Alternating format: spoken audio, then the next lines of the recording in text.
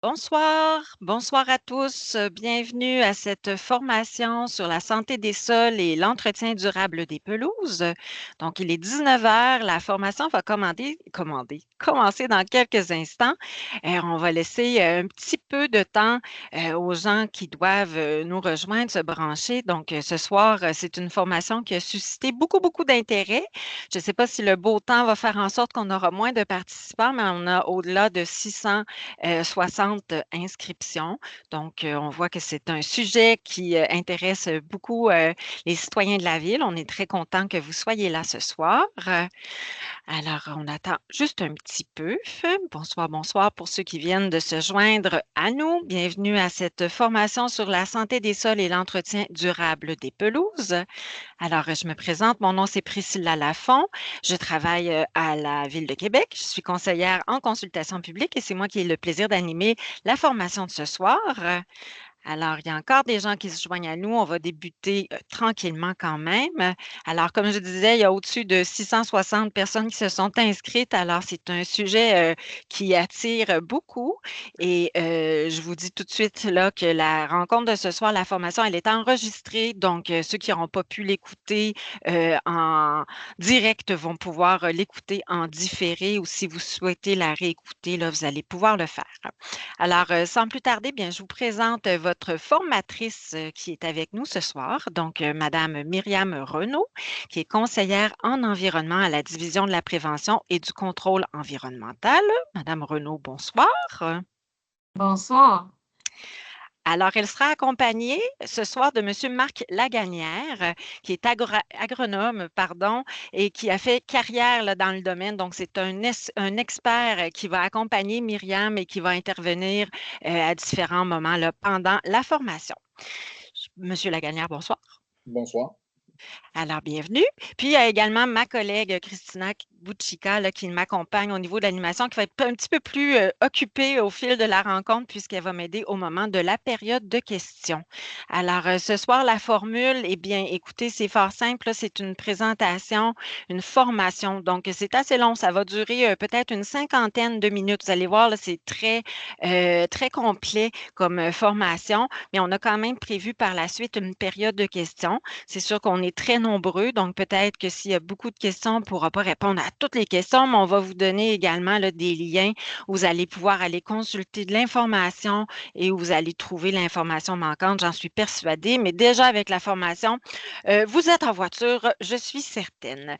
Alors, comme je vous disais, il va y avoir la période de questions par la suite. La façon qu'on procède, ça va être par écrit, à moins que vous ne puissiez pas écrire, là, vous pourrez nous le signifier, mais seulement au moment rendu à la période de questions, là, vous pourrez à ce moment-là nous écrire votre question.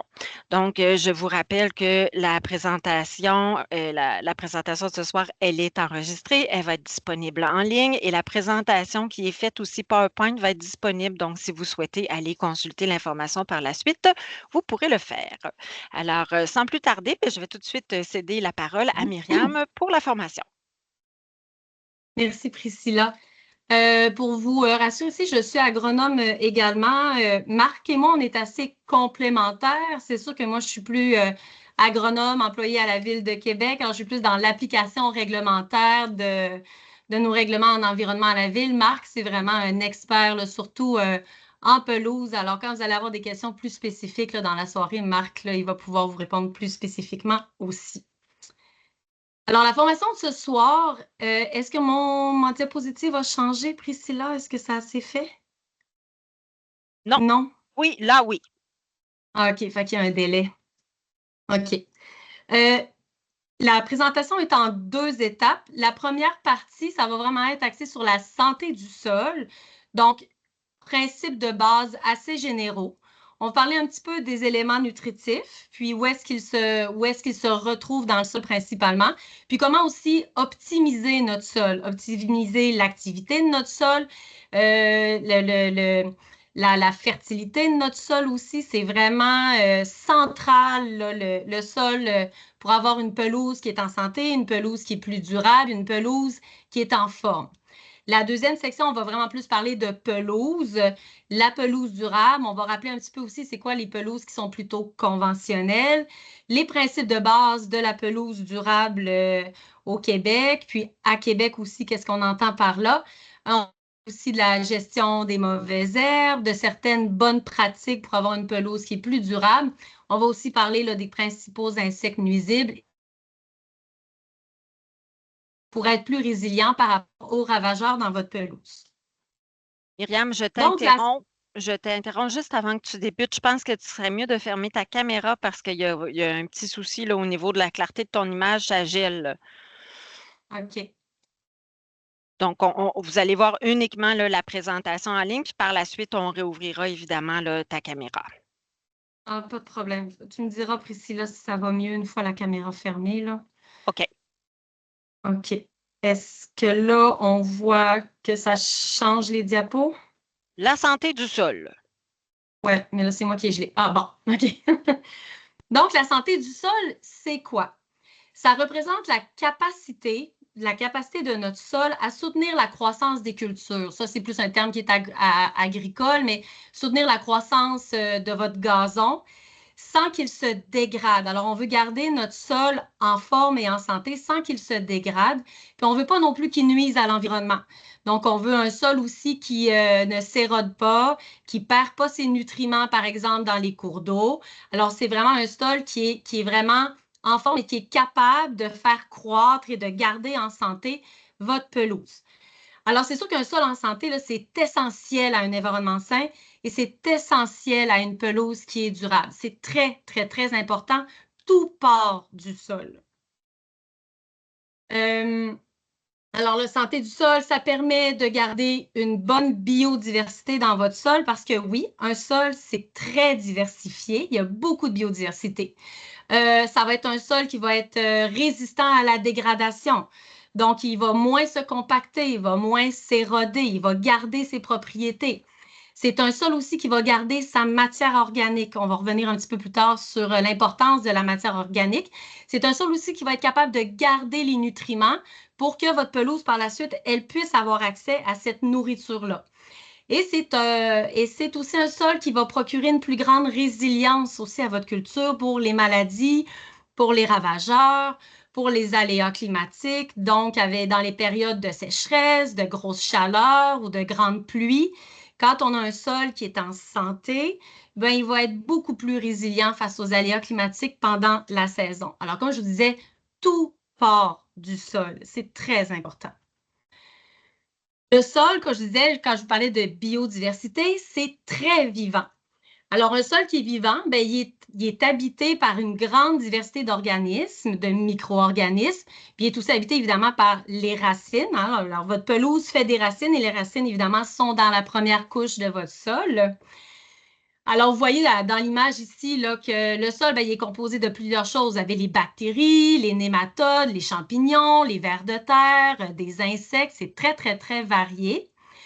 Puis, la biodiversité, ben, il y en a autour des racines, il y en a aussi dans le sol. Puis, vous avez les racines qui, elles, fournissent de la nourriture aux micro-organismes. Et en retour, bien, on a aussi les micro-organismes dans le sol qui, eux, vont décomposer plusieurs choses, dont, entre autres, la matière organique, et qui vont aussi libérer des nutriments qui, eux, vont aller contribuer aussi à la croissance de votre plante. Alors, c'est vraiment tout un écosystème interrelié qui est interdépendant aussi. Puis un sol, compte tenu que c'est vivant, ben, ça prend des éléments qui sont incontournables pour qu'ils restent vivants, pour maintenir le vivant. Alors, ça prend évidemment des éléments nutritifs. Puis la matière organique, dans ce cas-là, joue un rôle primordial. On va en revenir. Ça prend évidemment de l'oxygène et ça prend de l'eau pour que le sol reste vivant. Alors, un sol, au final, qui est en santé, c'est pas très compliqué. Il est aéré.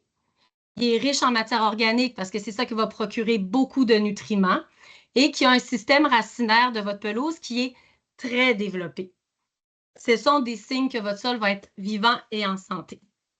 Les éléments nutritifs, c'est vraiment la matière organique dans votre sol qui joue un rôle essentiel à ce niveau-là. C'est un incontournable, la matière organique.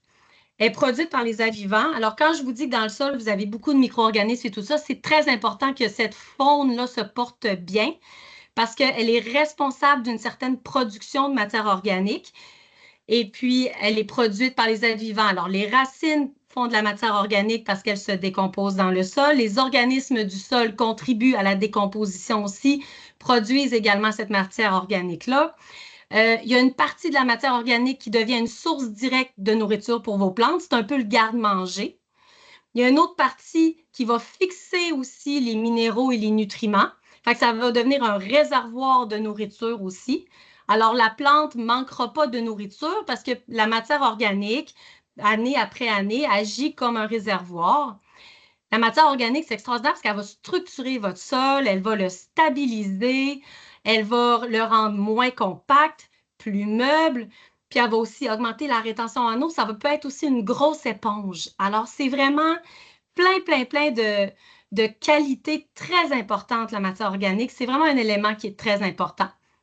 Alors, c'est tellement important qu'il faut s'assurer qu'elle reste performante. Fait qu'il y a des facteurs qui viennent quand même limiter la performance de la matière organique, qui vient limiter aussi la performance et la santé de votre sol. Et il faut apprendre à les gérer aussi, ces facteurs limitants-là.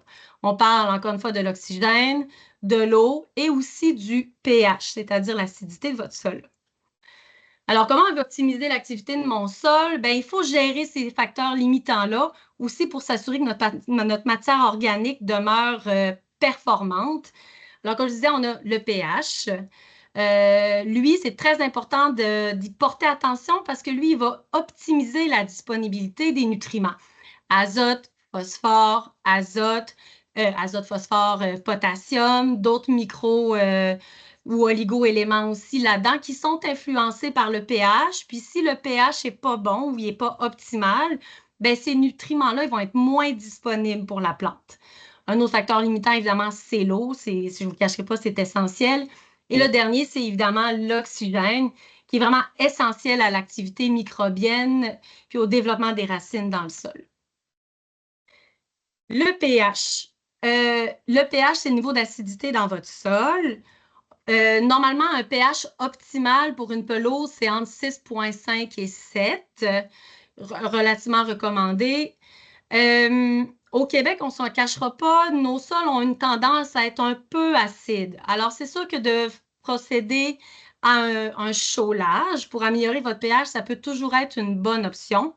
On peut aussi avoir parfois des petits indices qui nous donnent une idée là, de l'état de notre sol. Parfois, si vous voyez que vous avez des mousses qui poussent sur votre sol ou certaines présences de champignons, ça peut être des indices que le pH est peut-être un peu acide.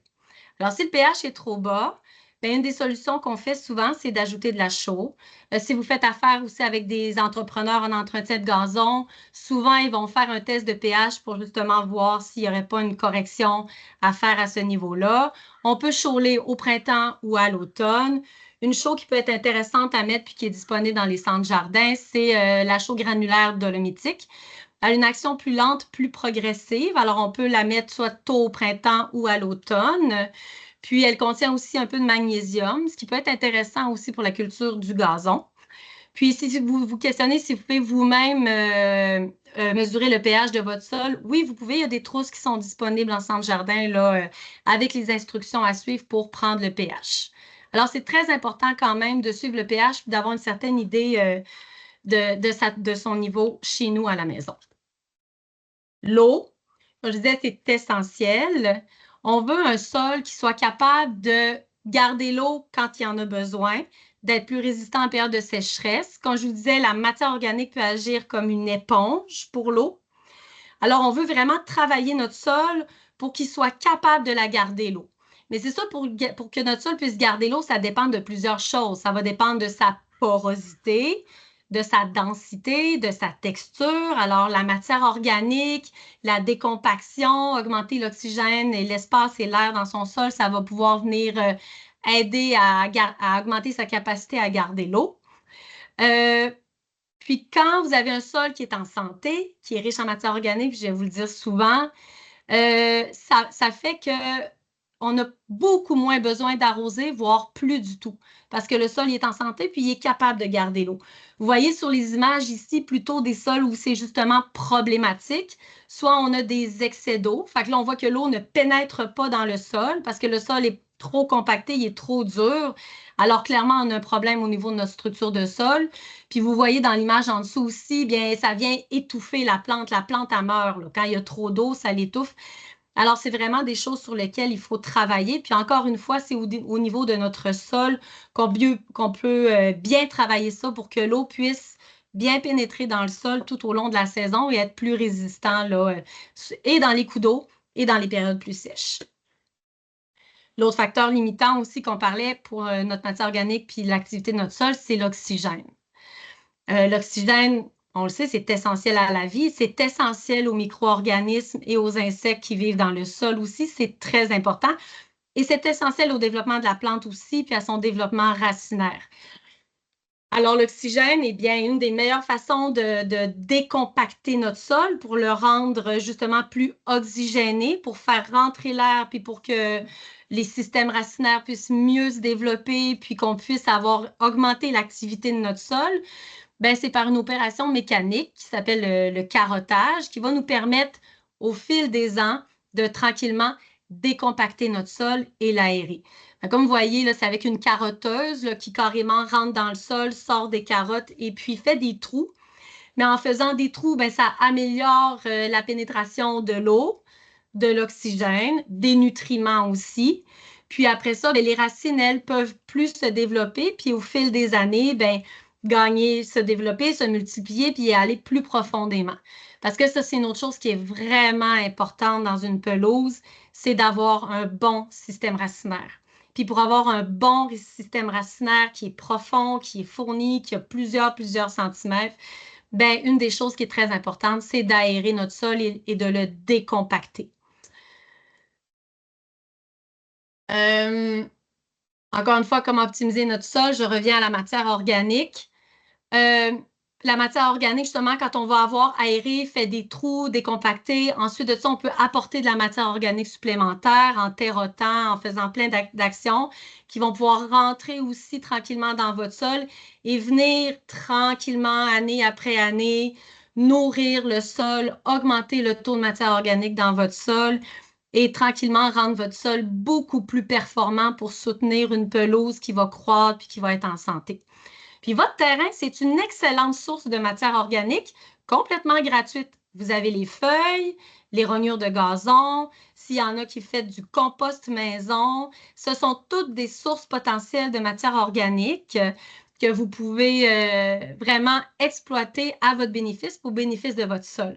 Alors, les feuilles, ce qu'on parle souvent, c'est de faire du feuillicyclage qu'on appelle. Donc, surtout à l'automne, quand vous avez les feuilles qui tombent, vous pouvez les broyer. On parle d'une quantité quand même raisonnable. On ne veut pas étouffer notre gazon avec trop de feuilles non plus. Mais en les broyant, soit avec votre tondeuse et tout ça, bien tranquillement, ça fait de la matière organique qui va être tranquillement décomposée dans votre sol puis qui va vraiment venir le nourrir. Même chose pendant l'été, quand vous tondez votre gazon, les rognures de gazon, les herbes, ça peut devenir aussi une source de matière organique. C'est très, très intéressant. C'est important de laisser les rognures au sol parce que ça nourrit votre sol puis ça nourrit votre gazon. Les composts maison, comme je vous disais, puis les racines aussi. Puis là, on a un système racinaire qui est développé. Bien, plus on a des racines, des nouvelles racines à chaque année qui se développent, des racines qui meurent aussi, puis ces racines qui meurent-là sont décomposées par les micro-organismes, puis ça amène aussi de la nourriture puis de la matière organique à votre sol. Alors, c'est tout un cycle naturel que vous avez chez vous qui bénéficie vraiment à la santé de votre sol. Vous êtes vraiment gagnant à utiliser ces sources-là. Puis évidemment, et c'est sûr qu'on le recommande tout le temps, d'en apporter aussi de la matière organique, puis d'apporter des nutriments à votre terrain, sur votre pelouse, en achetant des composts commerciaux, des terreaux, des fumiers compostés. Alors, ce sont tous des intrants que vous pouvez mettre sur votre terrain en les pendant sur la pelouse, qui vont apporter de la matière organique, qui vont apporter des nutriments, mais surtout, à long terme. Ils vont venir nourrir votre sol, l'enrichir, mais ça va être durable. Ça va rester, votre terrain va devenir une source de nourriture pour votre culture. Alors, c'est très important d'en apporter sous cette forme-là parce que vous améliorez vraiment votre sol en faisant ça. Alors, comment on fait pour apporter ça s'appelle le terrotage, dans le fond, pour mettre du terreau sur votre terrain. Puis, vous pouvez le mettre surtout au printemps, après avoir carotté, donc après avoir fait les trous dans votre terrain. Vous pouvez l'étendre, comme vous le voyez ici, directement sur votre pelouse. Ayez pas peur. Si vous mettez à peu près 2-3 cm d'épaisseur de terreau, à la pelle, au plus simple. Après ça, vous le répandez avec votre râteau. Ça étouffera pas votre gazon. Vous n'avez pas à vous inquiéter pour ça. Vous le mettez, puis vous voyez là, les brins de gazon qui passent au travers du terreau. Ça va tranquillement avec la pluie, là, ça va prendre quelques semaines, puis ça va complètement disparaître. Ça va être allé dans votre sol et puis votre gazon va pousser par-dessus. Et puis, ça va avoir apporté une belle dose de matière organique, puis en plus d'apporter les nutriments à votre pelouse. Alors, c'est vraiment une méthode qui est assez simple. Il y a aussi là, des outils manuels, comme vous voyez sur la deuxième image ici, qui peuvent aussi vous permettre d'étendre là, votre compost ou votre terreau là, de manière plus uniformément avec ces outils-là. Alors, en conclusion, restaurer un sol ou apporter ou améliorer le taux de matière organique dans votre sol, la santé de votre sol, l'oxygéner, le décompacter, le rendre plus vivant, ça demande du temps, ça demande de la patience. Mais vous allez voir qu'avec le temps, au fil des années, ça va vraiment en valoir le coup. Comme je vous dis, vous allez voir votre pelouse qui va changer, vous allez voir le système racinaire se développer, vous allez voir qu'il va devenir aussi plus résilient, moins exigeant avec le temps. Alors, les bénéfices sont vraiment majeurs quand on s'occupe d'abord de la santé de notre sol. Maintenant, la pelouse durable. Euh, on parle de pelouse durable parce que c'est un concept qui est apparu je vous dirais, dans les dernières années parce que les pratiques évoluent, la vision aussi des pelouses au Québec et à Québec évolue aussi. Avant, on avait plutôt ce qu'on appelle les pelouses qui étaient assez conventionnelles et traditionnelles. C'était des pelouses qui étaient composées de pâturins du Kentucky, qui est la graminée vedette des pelouses plus conventionnelles. C'était surtout ce qu'on appelle une monoculture. Donc, on avait un type de graminée qui était le pâturin du Kentucky. Mais le pâturin du Kentucky, il y a quand même des très belles qualités, là. C'est pas une graminée que je veux diaboliser ce soir. C'est vraiment une belle graminée en tant que telle. Elle est résistante au froid, elle résiste au piétinement, elle est très dense, elle est de belles couleurs, elle a un bon système racinaire, elle a vraiment des belles qualités. Mais malheureusement, quand on l'a en monoculture, au Québec, dans nos climats, ben, c'est sûr qu'elle est très exigeante en eau, elle est exigeante en fertilisant, elle a besoin de beaucoup de lumière. Le pâturin du Kentucky n'aime pas beaucoup pousser là, dans les zones très boisées. Là, il ne sera pas bien dans ces environnements-là. Puis c'est sûr qu'avec les années, ben, il est devenu assez sensible aux ravageurs. Je vous dirais qu'il y a certains insectes comme les vers blancs et les punaises, ils aiment beaucoup, beaucoup le pâturin. Et la punaise, elle aime les feuilles, puis le ver blanc, il aime les racines. Alors, c'est ça qui est rendu vulnérable. Puis, c'est une culture qui est quand même assez exigeante en pesticides et en engrais quand on veut la conserver vraiment belle et dense. Pourquoi se tourner vers la pelouse durable alors que la pelouse conventionnelle, c'était plutôt ça qu'on avait jadis beaucoup dans nos milieux urbains? Mais si je me ramène juste à Québec, ici, on a tout d'abord des enjeux réglementaires, hein. Depuis l'année dernière à Québec, ben, tous les herbicides de synthèse sont maintenant interdits. Alors, depuis plus d'un an maintenant, pour lutter contre les mauvaises herbes, bien, c'est des biopesticides ou changer ses pratiques, etc. Mais on ne peut plus mettre les herbicides traditionnels. Alors, c'est sûr que dans une monoculture de pâturins, ça vient compliquer beaucoup les choses. Une autre chose aussi réglementaire, bien, les insecticides de synthèse, on ne pourra plus en mettre à partir de l'an prochain non plus. Alors, c'est sûr que ça amène nécessairement à s'adapter puis à changer un peu nos pratiques puis à se tourner vers autre chose que la pelouse qui est plus conventionnelle. Je vous rappelle aussi qu'à Québec, l'arrosage, c'est très limité. On ne peut pas arroser les pelouses de manière soutenue à tous les jours. Je vous invite à aller consulter le site de la ville, mais l'arrosage à Québec, c'est quand même assez limité. Je ne sais pas si certains de vous s'en rappellent, mais parfois, quand on est en période de sécheresse prolongée pendant l'été à Québec, ben, l'arrosage devient carrément interdit parce que là, on veut plutôt réserver nos ressources d'eau potable pour les besoins des citoyens avant les besoins d'une pelouse. Alors, on a les enjeux réglementaires. Puis, ben, c'est sûr que la pelouse ben, conventionnelle, elle a d'autres enjeux aussi, dont économiques et environnementaux. Ça demande beaucoup, beaucoup d'entretien. Ça peut devenir assez coûteux aussi à entretenir, coûteux en fertilisation, plutôt coûteux en pesticides aussi. Ça peut être assez énergivore. Puis, évidemment, ben, dans un contexte où à la Ville de Québec, on encourage beaucoup la biodiversité, préserver les pollinisateurs, devenir plus résilient aux changements climatiques et aux aléas, ben, c'est sûr qu'on aime ça on aimerait ça tranquillement se retourner vers une pelouse un peu plus diversifiée, qui a l'air quand même d'une pelouse, mais qui est un peu plus biodiversifiée. Puis en plus, en améliorant la santé de notre sol, la composition de notre sol aussi contribue à cette biodiversité-là. Alors, en ayant un bon sol biodiversifié, bien, nécessairement, on va avoir aussi une belle pelouse qui est en santé, qui a l'air d'une pelouse, mais qui est un petit peu plus diversifiée, qui va être plus résiliente. Alors, la pelouse durable, les principes de base, bien, c'est qu'elle est plus diversifiée.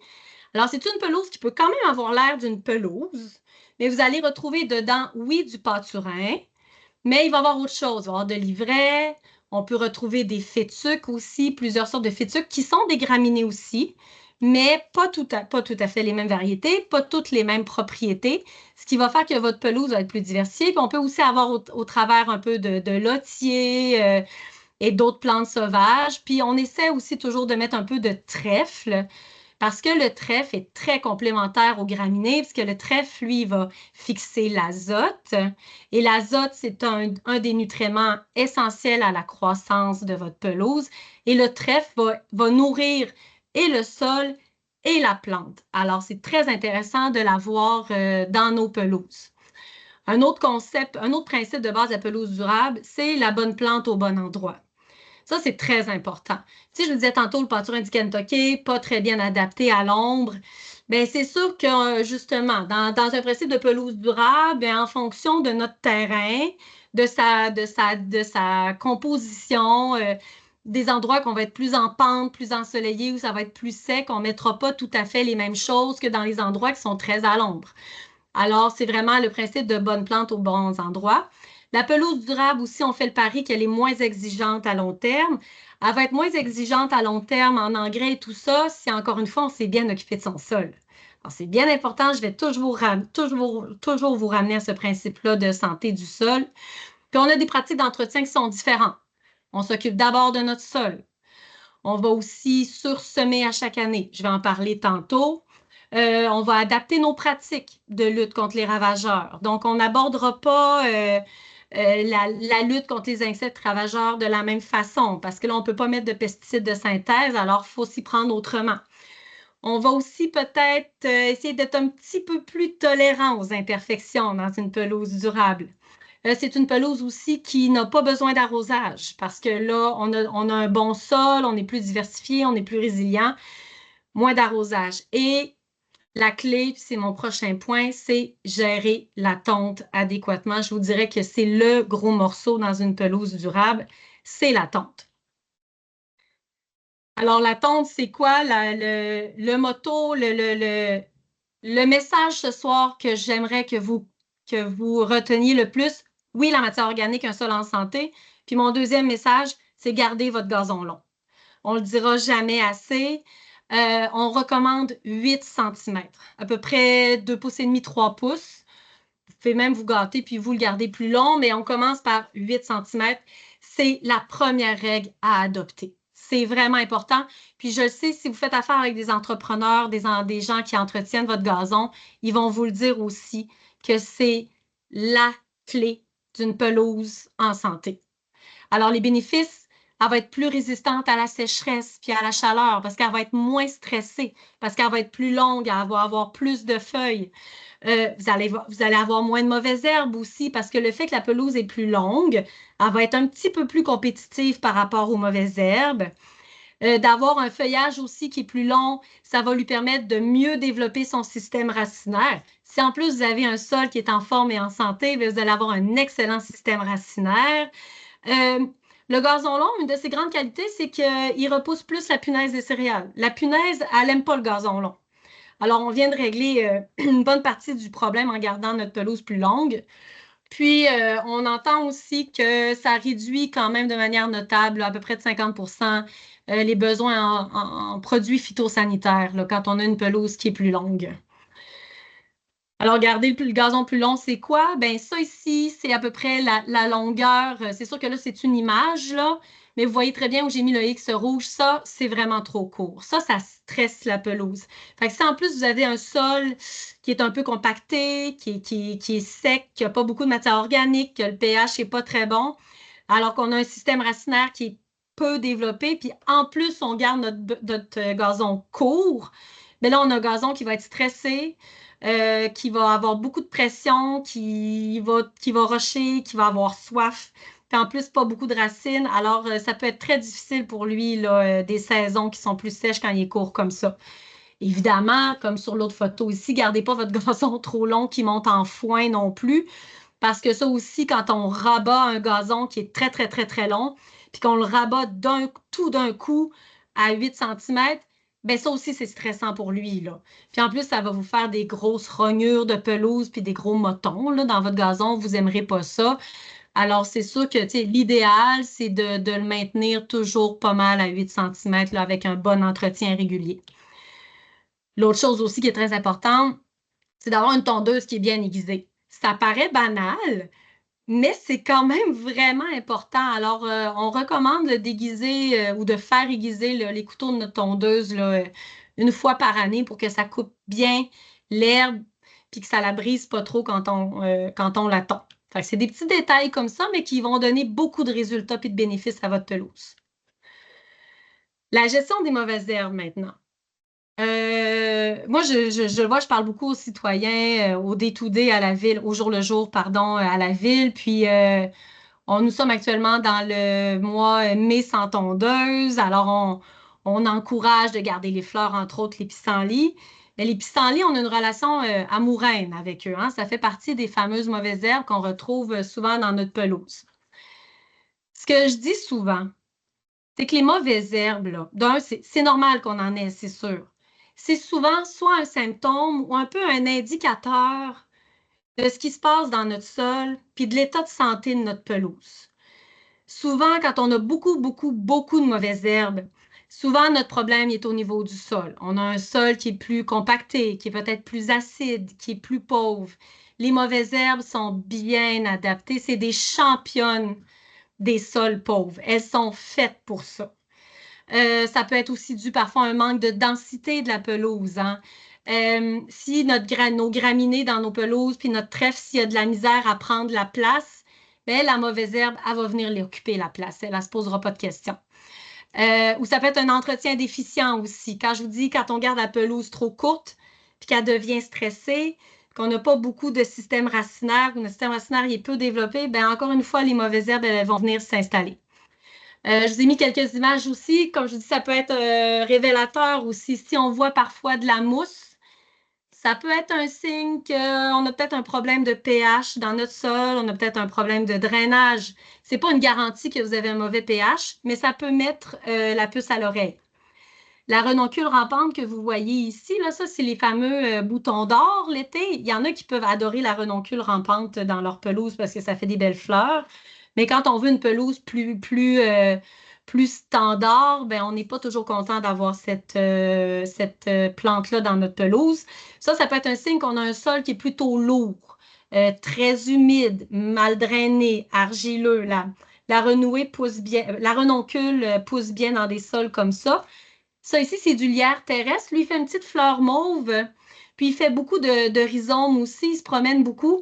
Lui, parfois, il va venir s'installer quand notre sol, il manque, quand notre pelouse manque de densité, ou parfois on peut avoir peut-être une petite carence en bord dans notre sol. Là, ça peut être des signes de certaines carences dans notre sol quand on a le lierre terrestre aussi. Alors, c'est vraiment des indicateurs.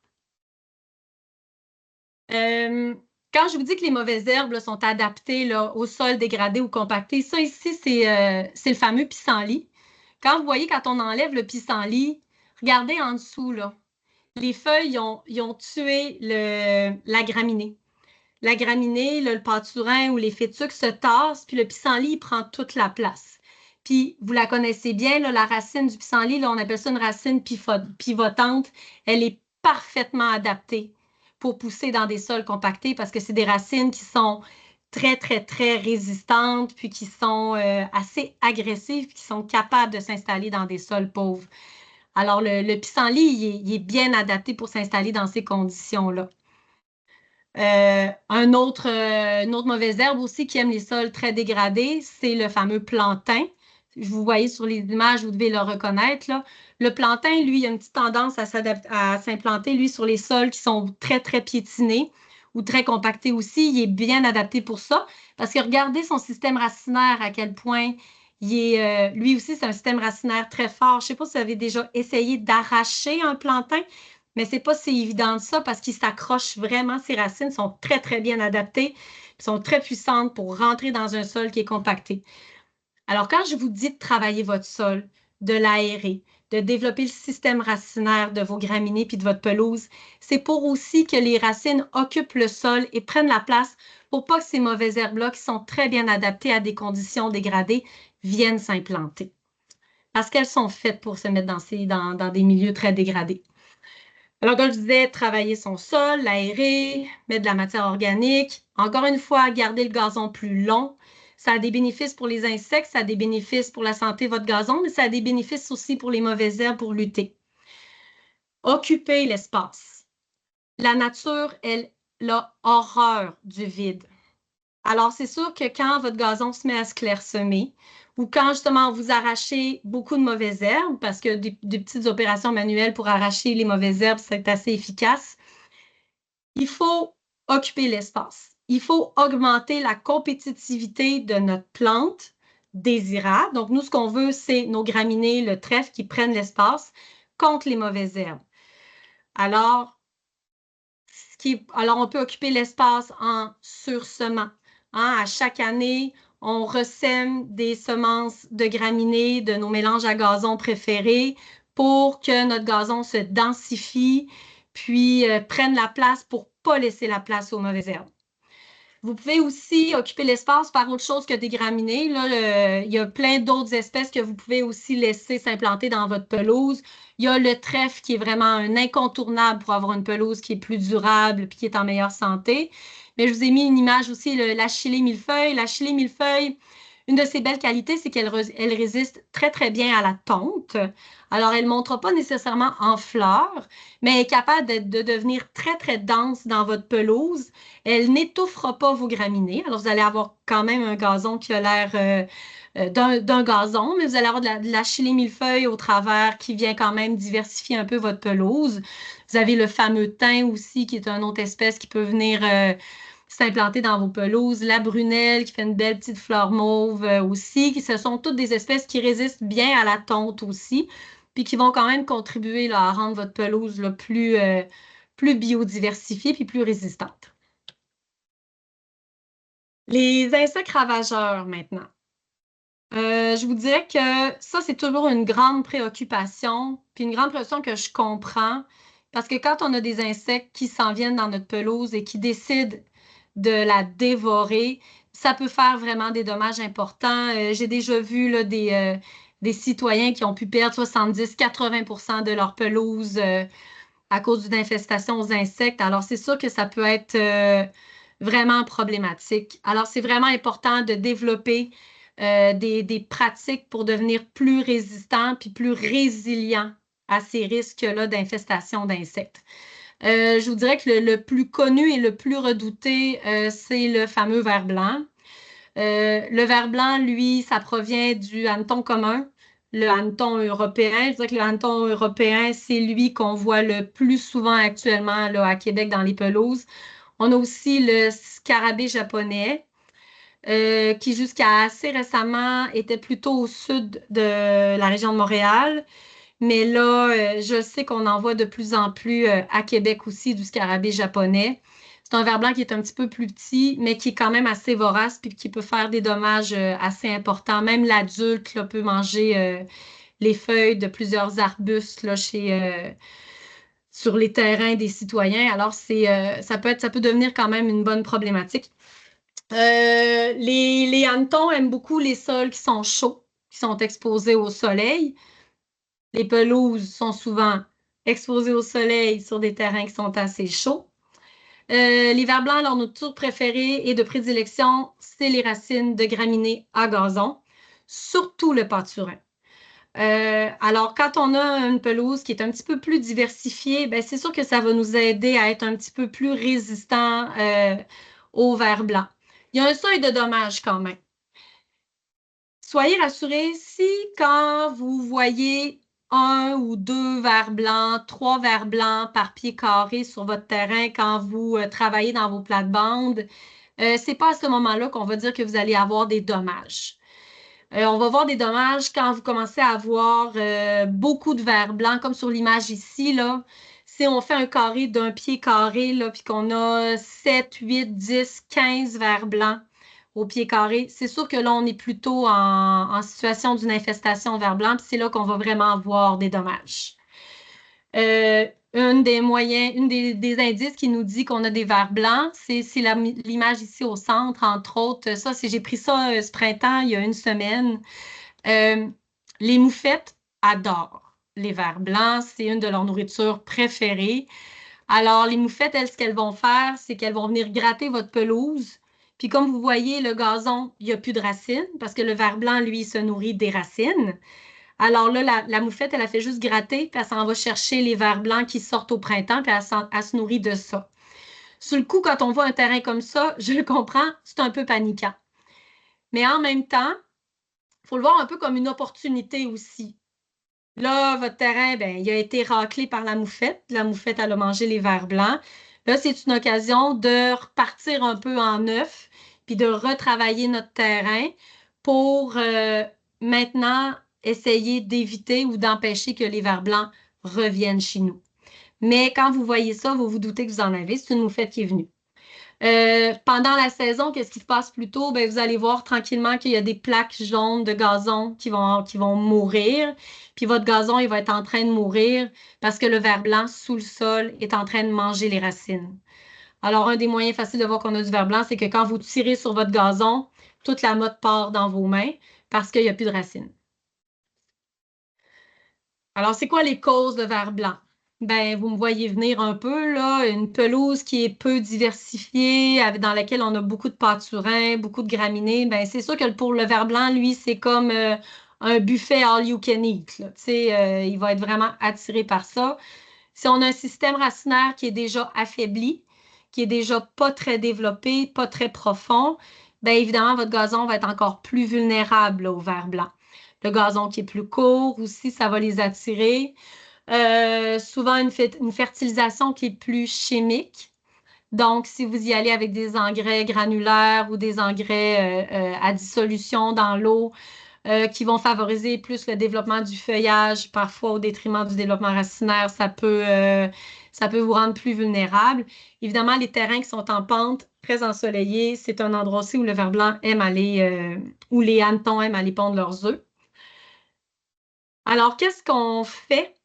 C'est qu'une fois qu'on a eu les ravages ou qu'on a eu une infestation, ce qu'on veut, là, c'est l'empêcher de revenir, le ver blanc. On ne veut pas qu'il revienne.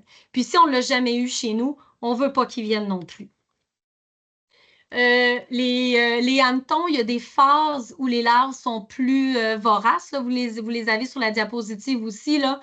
Les stade 1, stade 2 larvaires, là, juillet à août. Les adultes, là, vous savez, on appelle ça les barbeaux. Hein. Les hannetons, vous les voyez sortir, ils s'en viennent bientôt. Là. On est le 26 mai. Là. En juin, les barbeaux vont commencer à sortir et à se reproduire. Ils vont aller pondre les œufs dans les pelouses par la suite. Le hanneton européen, le juillet à août, septembre, c'est là où la larve est très vorace, puis c'est là qu'elle va venir manger beaucoup les racines. Le hanneton commun, qui est l'espèce indigène chez nous au Québec, son cycle est sur 3 ans. C'est la larve de la deuxième année là, qui, pendant l'été, va manger énormément là, les racines des pelouses. C'est très vorace. Il y a encore certains, tu sais, je vous ai dit que les pesticides étaient plus offerts, étaient interdits maintenant à Québec. Vous avez encore pour cette année un pesticide de synthèse qui est encore très utilisé par les entrepreneurs en gestion de pelouse, qui est la céléprine. Ça fonctionne bien quand il est mis aussi au bon moment dans votre pelouse, mais c'est important de dire que c'est la dernière année où les entrepreneurs vont pouvoir l'utiliser. Alors, encore une fois, je le répète, c'est très important dès maintenant de changer tranquillement ses pratiques, accompagné de votre entrepreneur si vous en avez un, ou à l'aide de la formation de ce soir pour changer tranquillement vos pratiques pour vous adapter à cette nouvelle réalité-là à Québec. Il existe des biopesticides. Je vous les ai mis ici pour votre information. La clé du biopesticide dans les vers blancs, c'est surtout de le mettre au bon moment. Puis, il faut vraiment qu'il pénètre bien dans le sol. C'est une bactérie qui va s'attaquer au système digestif du ver blanc. Ça peut donner des résultats qui sont quand même intéressants. Les entrepreneurs l'utilisent et puis quand je vous dis quand c'est fait au bon moment, ça peut quand même apporter là, certains résultats. Mais je vous dis qu'il y a la solution, la grande solution, c'est de changer ses pratiques, puis de changer, puis de le dissuader de revenir. Alors, évidemment, en diversifiant votre pelouse, en améliorant votre sol, en développant un meilleur système racinaire qui va être plus résistant. Une autre des clés, vraiment des clés, c'est qu'en juin et en juillet, quand les adultes sortent pour pondre, éteignez les lumières de chez vous. Vraiment. C'est les lumières que vous avez pour éclairer votre maison le soir. Je sais que ça peut être très joli, mais en période de ponte, ça attire vraiment les hannetons. Puis, ils vont venir préférablement pondre dans vos pelouses à cause de ces lumières-là. Alors, juste en éteignant les lumières, ça va vraiment aider. Ce qu'on recommande aussi pendant l'été, puis quand on a une pelouse qui est plus durable, c'est pas un enjeu, c'est de ne pas arroser pendant l'été parce que les jeunes larves qui sont très voraces, ils aiment ça quand même, une pelouse qui est bien humide puis qui est bien arrosée. Alors, on évite aussi pendant l'été d'arroser. Alors, un peu en conclusion sur les vers blancs, ben, c'est sûr que traiter avec des insecticides, mais sans changer ses pratiques, ça ne réglera jamais le problème parce que le ver blanc, il va toujours revenir. Alors, c'est vraiment important de changer nos pratiques, d'améliorer notre pelouse puis de la diversifier pour que vraiment à moyen et long terme, le ver blanc ne soit plus une menace pour vous. C'est vraiment important. Un autre insecte aussi qui est très connu et qui peut être assez problématique à Québec, c'est la punaise des céréales ou la punaise velue. Elle, contrairement au ver blanc, elle ne s'attaque pas du tout aux racines, ça ne l'intéresse pas pantoute. Elle va aller piquer les feuilles, puis elle va aller sucer la sève. C'est vraiment ça, sa nourriture. Les dommages, comme le ver blanc, sont causés par les jeunes punaises, donc les nymphes et les larves. Quand la punaise est adulte, c'est plus là qu'elle cause la majorité des dommages. Là. Vous voyez sur l'image, là, ça, c'est justement là, les punaises au stade très jeune où elles font le plus de dommages et qu'elles vont vraiment aller piquer là, les feuilles de votre pelouse. Les dommages, ben, c'est principalement l'été, surtout quand il fait chaud puis qu'il fait sec. Alors, c'est sûr que les étés où on va avoir des canicules ou qu'on va avoir des longues périodes sans pluie, souvent, c'est là qu'on voit la punaise arriver. Alors, ça fait des espèces de plaques jaunes comme ça, puis qui, à tous les jours, vont s'agrandir à vue d'œil. C'est quand même assez fulgurant là, quand la punaise s'installe dans votre pelouse, là, parce que la punaise, elle, vu qu'elle pique les feuilles qui sont vivantes, ben, elle va être toujours située autour du rond jaune, en train de piquer les feuilles qui sont vivantes, puis le rond va s'agrandir au fur et à mesure que le gazon meurt. Le gazon, il reste fermement attaché au sol parce que le système racinaire, lui, il reste là. La punaise, elle ne s'attaque pas aux autres espèces. Elle ne touchera pas au trèfle, elle ne touchera pas à la chilée, à toutes les autres plantes qui vont pousser dans votre gazon. Elle va vraiment, vraiment piquer le pâturin. C'est sa nourriture de prédilection. et elle déteste les conditions humides et pluvieuses et elle déteste le gazon long. Donc, juste en gardant votre gazon long à 8 cm, là, vous venez de régler beaucoup de problèmes par rapport à la punaise. Alors, comme je vous disais, ben, c'est quoi les principales causes? Ben, souvent, c'est un gazon qui est très court, qui est surtout composé de pâturins du Kentucky. Alors, plus notre gazon se rapproche d'une monoculture, plus on va être vulnérable à la punaise. Les pelouses aussi qui sont très fertilisées, surtout en fertilisation chimique, vont être plus vulnérables aussi parce qu'on va avoir beaucoup de feuillage, puis la punaise, ben, elle aime ça. Une autre chose aussi qui favorise la punaise, c'est le fameux chaume, là. Le chaume, là, c'est l'espèce de croûte qui peut se former entre les feuilles de votre gazon puis le système racinaire, là, qui est composé là, de feuilles mortes puis de racines mortes, mais qui ne se décompose pas vraiment. Ça devient jaune, ça devient assez compact. Ça peut être problématique. Puis la punaise, elle aime ça, elle allait s'installer là-dedans. Fait que, tu sais, quand je vous parle au printemps d'aérer votre sol, de carotter, c'est une des choses qui peut aider aussi à ce que le chaume ne se forme pas. Alors, juste en évitant la formation de chaume, vous allez quand même être moins sensible ou vulnérable là, à la punaise. Mais les solutions la plus efficace, garder le gazon long, définitivement, puis le diversifier un petit peu davantage. Pour la punaise, il faut vraiment plus agir en prévention parce que je ne vous mentirai pas, euh, des biopesticides efficaces contre la punaise, il n'y en a pas vraiment. Alors, c'est vraiment plus en prévention qu'on peut se protéger contre cet insecte-là. Alors, c'est toujours la même chanson. On améliore son sol, on l'aère, on limite la formation de chaume, on le diversifie. Une chose qui peut être intéressante aussi, c'est de semer des variétés là, des mélanges à gazon qui contiennent des endophytes. Euh, les endophytes, ça va être surtout dans les fétuques, les graines de fétuques que vous allez en avoir. C'est une sorte de champignon qui colonise naturellement certaines graminées, dont les fétuques, dans le feuillage. Ça ne s'en va pas dans les racines. Puis, on ne connaît pas nécessairement très bien le principe, mais les endophytes vont agir comme un certain répulsif à la punaise. Alors, les endophytes, vous allez en retrouver là, dans les semences à gazon que vous allez acheter, mais ils vont aussi parfois s'installer naturellement et rester dans votre sol naturellement dans vos pelouses. Puis, ça peut là, agir comme un agent protecteur ou un répulsif là, pour les punaises. Alors, il existe un pesticide de synthèse contre la punaise que les entrepreneurs utilisent beaucoup qui s'appelle le Deltagard.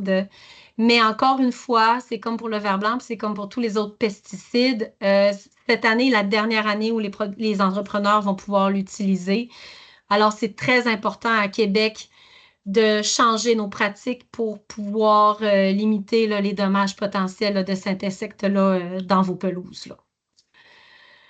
Alors, en conclusion, puis c'était beaucoup ça mon message ce soir, puis j'espère que ça l'a passé. Tout part à la base de votre sol, puis d'un sol qui est en santé, puis d'un sol qui est vivant. Alors, aération, matière organique, fertilisation, mais avec des composts, des terreaux compostés. C'est vraiment là où tout va se jouer pour que vous ayez une pelouse qui soit belle, qui soit verdoyante, qui a l'air d'une pelouse, mais qui va être beaucoup plus résistante aux aléas climatiques puis aux ravageurs. Changer ses pratiques, c'est essentiel, c'est un incontournable, ça prend du temps. Il faut s'approprier ces pratiques-là, mais en se donnant le temps, puis en étant patient, ça va donner des résultats. Changer son sol, prendre soin de son sol, c'est un peu prendre soin de notre santé. Nous aussi, hein, quand on commence à se mettre en forme et à faire des exercices, ça prend quand même du temps avant qu'on voit des résultats. Mais pour un sol, c'est exactement la même logique. Puis aussi, devenir un petit peu plus tolérant. C'est sûr que quand on a une pelouse qui est plus durable, qui est un petit peu plus diversifiée, bien, c'est sûr qu'il faut un petit peu changer notre regard puis notre idée de ce qu'est la perfection. Mais c'est quand même possible d'avoir une belle pelouse là, qui a l'air d'une pelouse là, avec quelques petits trucs qu'on vous a donnés ce soir. Alors, tout changement, ça demande du temps, mais tout le monde peut y arriver là, quand on fait les bonnes pratiques.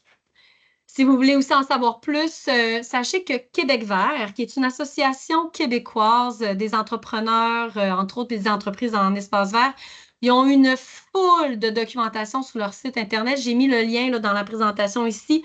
On a le lien aussi vers la documentation sur les pelouses durables de Québec vert qui sont disponibles sur notre site Internet de la Ville de Québec.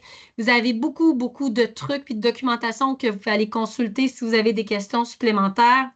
Sur le site de la Ville de Québec aussi, on a toute une section qui s'appelle Entretien écologique des pelouses, où dans cette section-là, vous avez les principaux trucs assez simples pour vous initier à un entretien plus durable de votre pelouse. Alors, n'hésitez pas à aller consulter le contenu. C'est tout disponible pour vous en tout temps.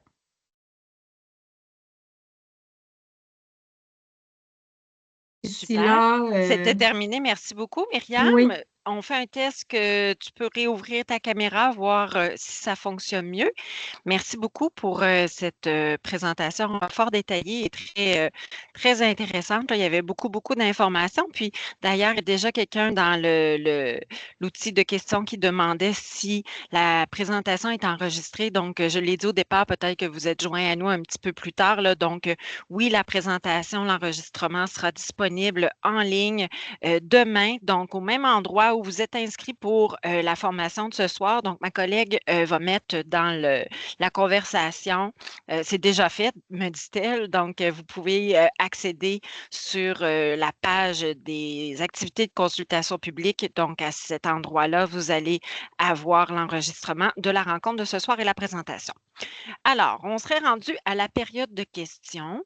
Donc, comme je vous disais tout à l'heure, on privilégie là, que vous puissiez nous écrire votre question et comme ça, on pourra la lire et y répondre publiquement là, de façon au bénéfice là, du plus grand nombre de personnes. C'est sûr qu'on ne peut peut-être pas rentrer dans le détail très, très, très précis de tous les cas, puisqu'on est quand même au-dessus de 200 participants.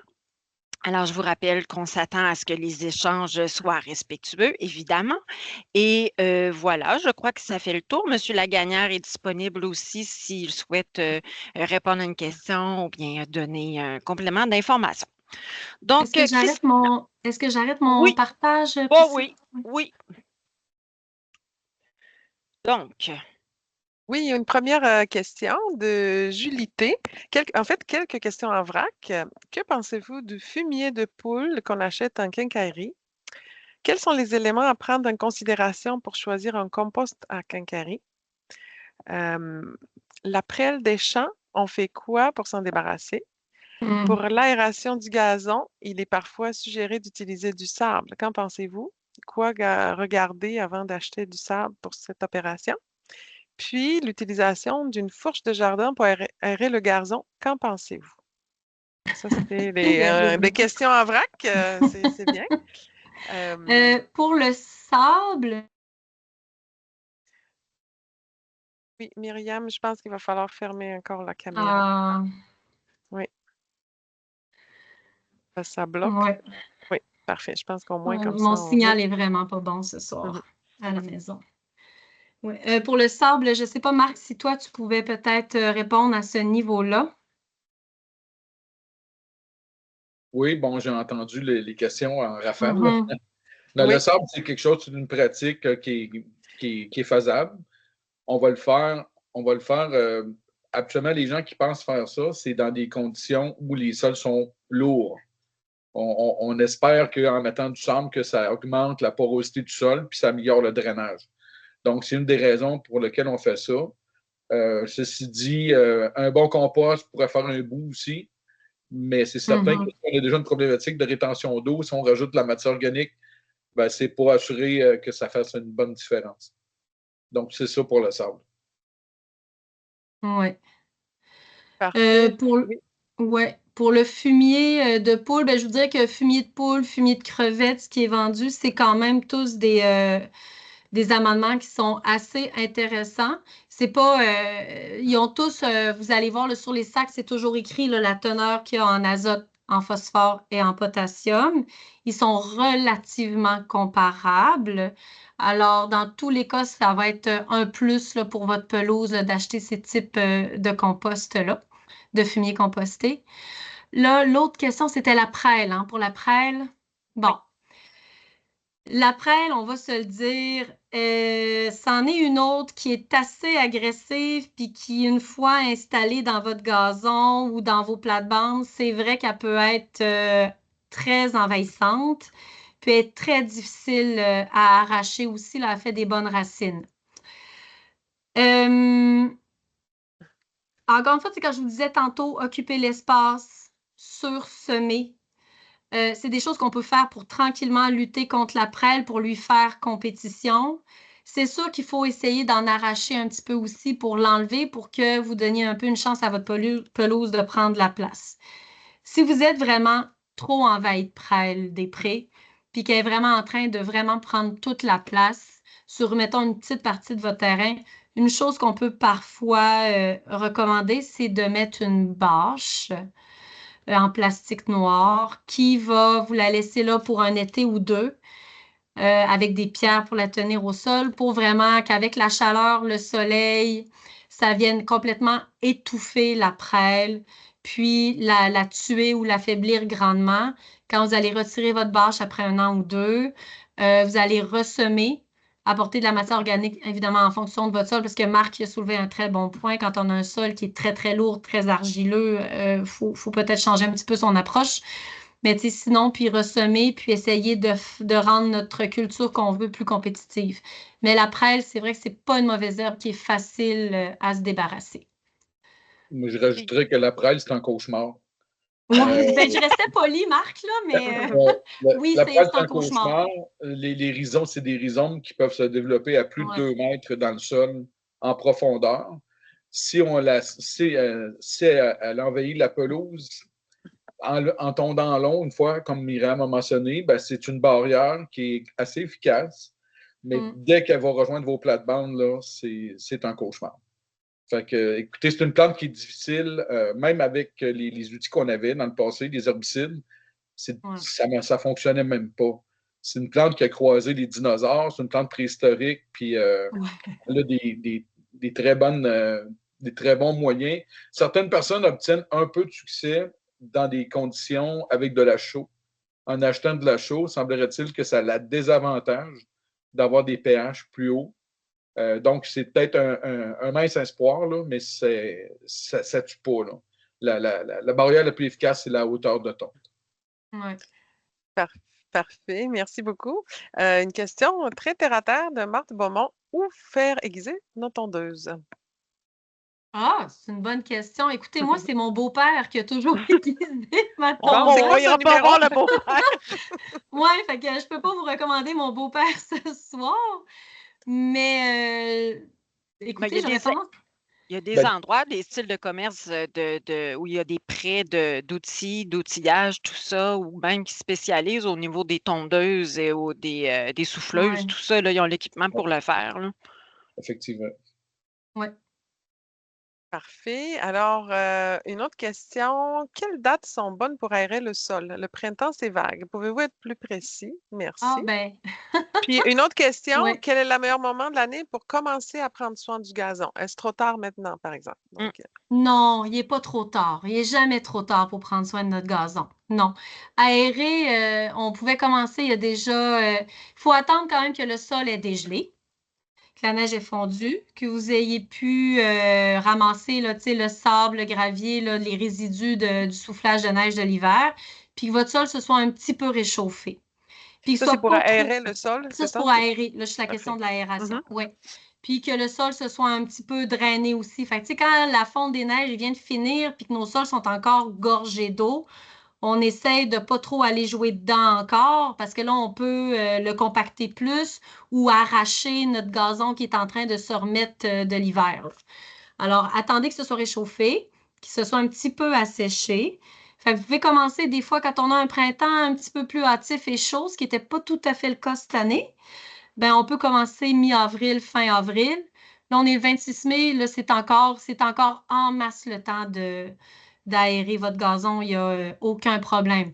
Faites pas ça en plein été, en juillet, quand il fait très chaud, très sec. Votre gazon, là, il est plus en mode croissance active ou j'essaie de survivre à la sécheresse. Fait qu'on le fait pas dans ce moment-là. Mais c'est ça. Au printemps, vous avez quand même du jeu jusqu'en juin, là, comme il faut. Il y a quelqu'un Puis, qui demandait si on peut le faire avec une fourche de jardin. Est-ce Ah qu'on oui, peut la fourche de aérer? jardin. Ouais. Bon, la fourche de jardin, c'est peut-être un petit peu gros, mais un autre instrument qui peut être intéressant qu'on voit beaucoup en agriculture biologique, en petite surface, c'est ce qu'on appelle la grelinette, qui ressemble un petit peu quand même à une fourche à jardin, là. Ouais, là, je vois Priscilla, ton visage de la grelinette, là. Et là, en plus, on ne me voit pas la face parce qu'il a fallu que j'éteigne ma caméra. On l'utilise beaucoup en agriculture biologique, justement pour aérer notre sol, puis enlever la compaction. Je vois qu'Audrey-Anne a mis une image. En plus, ça met en forme. Alors, si vous voulez faire des bras puis du cardio, la grelinette, c'est parfait. Alors, ça a comme 2 grands bras, puis au bas, c'est des pics. Il y en a 5 ou 6 grands pics qui ont à peu près 25-30 cm de long. Alors, vous plantez ça dans le sol avec votre pied. Puis là, avec les deux manches, avec chacun vos bras, vous soulevez le sol. Alors, ça a fait des trous dans le sol, puis ça vient soulever tout le sol. C'est dur à expliquer sans image, sans rien, là. Mais oui, ça peut être une autre option pour aérer son sol, moins conventionnelle, je ne vous mentirai pas. Puis c'est sûr que ça ne fait pas les mêmes gros trous comme le carottage. C'est sûr que le carottage, ça reste quand même intéressant parce que ça fait vraiment des gros trous pour que les racines puissent aller prendre la place. La grelinette, c'est plus pour venir vraiment décompacter votre sol, mais à plus long terme. Si Là, je peux me permettre de Oui, rajouter, vas-y, Marc. en fait, la bonne réponse pour moi, pour faire de l'aération, c'est quand les racines vont se développer. On pense qu'à Québec, au Québec, il y a peut-être 3/4 des racines dans les pelouses qui se font avant la Saint-Jean-Baptiste. Ce qu'il faut éviter, c'est vraiment des périodes sèches et chaudes. Comme la semaine passée, on n'y va pas tant avec la date que les conditions. Donc, il faut qu'il fasse frais, pas d'excès de chaleur. Mais il faut parler aussi qu'une des très belles périodes, c'est à partir peut-être de la 3e d'août, tout le mois de septembre, puis en fait, tout l'automne. Hein, des fois, au printemps, on a d'autres chats à fouetter. On a plus le temps en fin de saison. Puis un critère qu'il faut retenir également, il faut que les sols soient humides dans le sens que si c'est très sec, les fameuses douilles ne pénétreront pas le sol. Okay? Donc, c'est une bonne idée d'attendre peut-être après une pluie à l'automne pour essayer d'aller le plus en profondeur. On espère au minimum aller à 3 pouces. Puis en passant, on ne ramasse pas les carottes. On laisse les carottes au sol parce que ça, c'est plein de vie, c'est plein de vie microbienne. Puis ça va contribuer à gérer ce qu'on appelle le feutre là, ou le chaume. Donc, on ne ramasse pas les carottes. Ça répond justement à une autre question. Il y avait aussi, on estime à combien de temps on est avant d'obtenir une pelouse résiliente suite à la mise en place des conseils mentionnés? Oh, ça, c'est la question à 1 000 hein? Moi, je dirais que la résilience, là, vous allez l'obtenir en très peu de temps dès que vous allez augmenter votre hauteur de tonte de pelouse. Ça change vraiment tout le système. Ça serait ma réponse facile, puis c'est ça qui est encourageant. Passer de 2 pouces, mettons, comme Myriam mentionnait 3 pouces, ça peut paraître peu, mais c'est toute la différence, surtout si vous avez des talus. Oui, c'est vrai. Puis, Denis Côté demande pour l'aération d'un sol compacté, devons-nous le décompacter systématiquement à chaque année? Et quelle est la meilleure période? Bon, on a parlé de la période, mais est-ce qu'il faut le faire tous les ans de façon systématique? L'aération du sol? Je pense pas qu'on peut trop aérer le sol, mais Marc, si tu veux en ajouter un peu, parce que juste ça l'aide au déchômage, là, comme Marc l'a dit aussi, là. Mais vas-y, Marc, si tu as un point à ajouter là-dessus. Il n'y a pas de contre-indication sur la quantité. Puis les machines varient de sorte que ce n'est pas toujours la même grosseur de louchet, de douille. Il n'y a pas le même nombre, la distance entre les douilles, entre les perforations varie. Donc, moi, il n'y a aucune contre-indication en ce qui me concerne. C'est vraiment la température fraîche qui dicte quand le faire. Mais l'intensité, là, il n'y a pas de contre-indication. J'ai des gens qui me disaient on n'aime pas ça aérer parce qu'on voit les carottes. Je mets 2 autres. Désolé. Non, mais il y a des gens qui me disent qu'ils n'aiment pas aérer parce qu'ils voient les carottes. Et moi, je réponds à ce moment-là si vous voyez vos carottes, c'est que vous tondez trop court. C'est une excellente réponse. Parfait. On demande justement à quelle fréquence devrait-on passer la tondeuse? Ah, ben c'est sûr que Un gazon qui est en santé, qui a un bon système racinaire, puis qui est gardé plus long à 8 cm ou 3 pouces et demi, bien, c'est sûr que vous risquez de tondre un petit peu plus souvent parce que là, il va bien, il est en santé, il va croître. Mais tu sais, la fréquence, vous allez le voir à l'œil, là. Vous allez le voir par vous-même, là, quelle fréquence vous devez faire. Mais c'est des fois, j'en ai vu, là, je veux faire peur à personne, mais tu sais, ça peut être 2 fois semaine. Puis tu sais, en plus, on a des étés où il pleut sur une base plus régulière, ben, le gazon va pousser encore plus parce qu'il aime ça avoir de l'eau. Alors, ça dépend quand même des conditions, mais c'est sûr qu'un gazon qu'on garde plus long, qui va être en meilleure santé, ben, il va pousser plus aussi. Alors, ça se peut que ça augmente un petit peu la fréquence de tonte. En Merci. fait, les périodes où ça pousse beaucoup, c'est habituellement autour de la Saint-Jean-Baptiste, les journées sont très longues. Donc, il y a beaucoup de pousses à ces périodes-là. La bonne façon de tondre, en fait, la règle de base, c'est qu'on essaie de jamais enlever plus du tiers de la feuille lors de la tonte. C'est-à-dire que si on veut avoir on tombe à 3 pouces, ben, la meilleure période, c'est environ 4 pouces, puis c'est là qu'on va intervenir. Ce n'est pas des fréquences, c'est en fonction de la croissance. Oui, Puis c'est on ça. s'assure de pas, si on fait l'herbicyclage, si on laisse les rognures, on ne veut pas que ça fasse des motons. Là. On veut être capable de disperser ça. Puis ça, c'est la meilleure façon de le faire. C'est une étape cruciale, comme Myriam disait. Parfait. Marc, vous pouvez ouvrir votre caméra. On a mis Myriam en punition parce que son signal n'était pas bon, mais si vous êtes... Ah oui, bon, c'est ben, vrai. c'est plus fun pour les gens que juste Oui. voir moi puis Christina. Voilà. Merci. Myriam, on fera un autre test tout à l'heure, Oui. voir si ça fonctionne plus. Ah, écoute, c'est pas grave. Ben non, mais c'est dommage, mais bon, écoutez, c'est ça la Mm. technologie. Bref, on a des questions par rapport au sursemage. Donc, il y a quelqu'un qui voulait vous réentendre parler à propos de sursemer. Également, une autre question, c'est quoi la meilleure période pour sursemer? Est-ce qu'il y a une température qui est plus souhaitable? OK, oui. Ben, c'est sûr que de manière standard, mais je sais, Marc, que tu vas renchérir aussi là-dessus. Souvent, on voit le sursemage plutôt en début de saison, là, justement, après qu'on ait terroté, puis qu'on ait aéré, puis qu'on a mis ça, c'est une belle occasion de sursemer. Souvent, on va sursemer à la volée, c'est-à-dire que vous prenez les semences dans votre main, puis vous les lancez. Sinon, on peut avoir aussi un semoir manuel pour sursemer, mais on peut quand même sursemer pas mal pendant toute la saison quand même, là. Le gazon, si vous semez puis qu'il a fait très sec, ça ne germera pas tout de suite, mais les graines ne mourront pas. Elles vont attendre que les conditions soient propices pour germer aussi. Marc, je ne sais pas si tu veux ajouter quelque chose à ce niveau-là aussi, là. Moi, c'est sûr que je favoriserais le printemps. On passe un bon balai à feuilles avec de l'huile de coude. On essaie d'aller rejoindre presque le sol.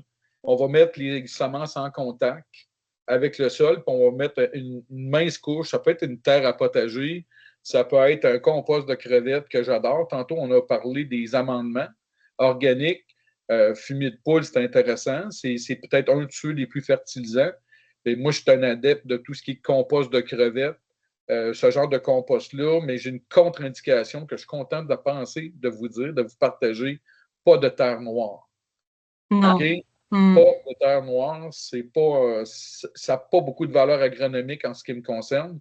C'est pas cher. 3 sacs pour 5 $, c'est bien correct, là, mais on ne met pas ça sur notre pelouse ou dans nos plates-bandes. Ça fait juste une belle couleur, mais la valeur agronomique, c'est très pauvre.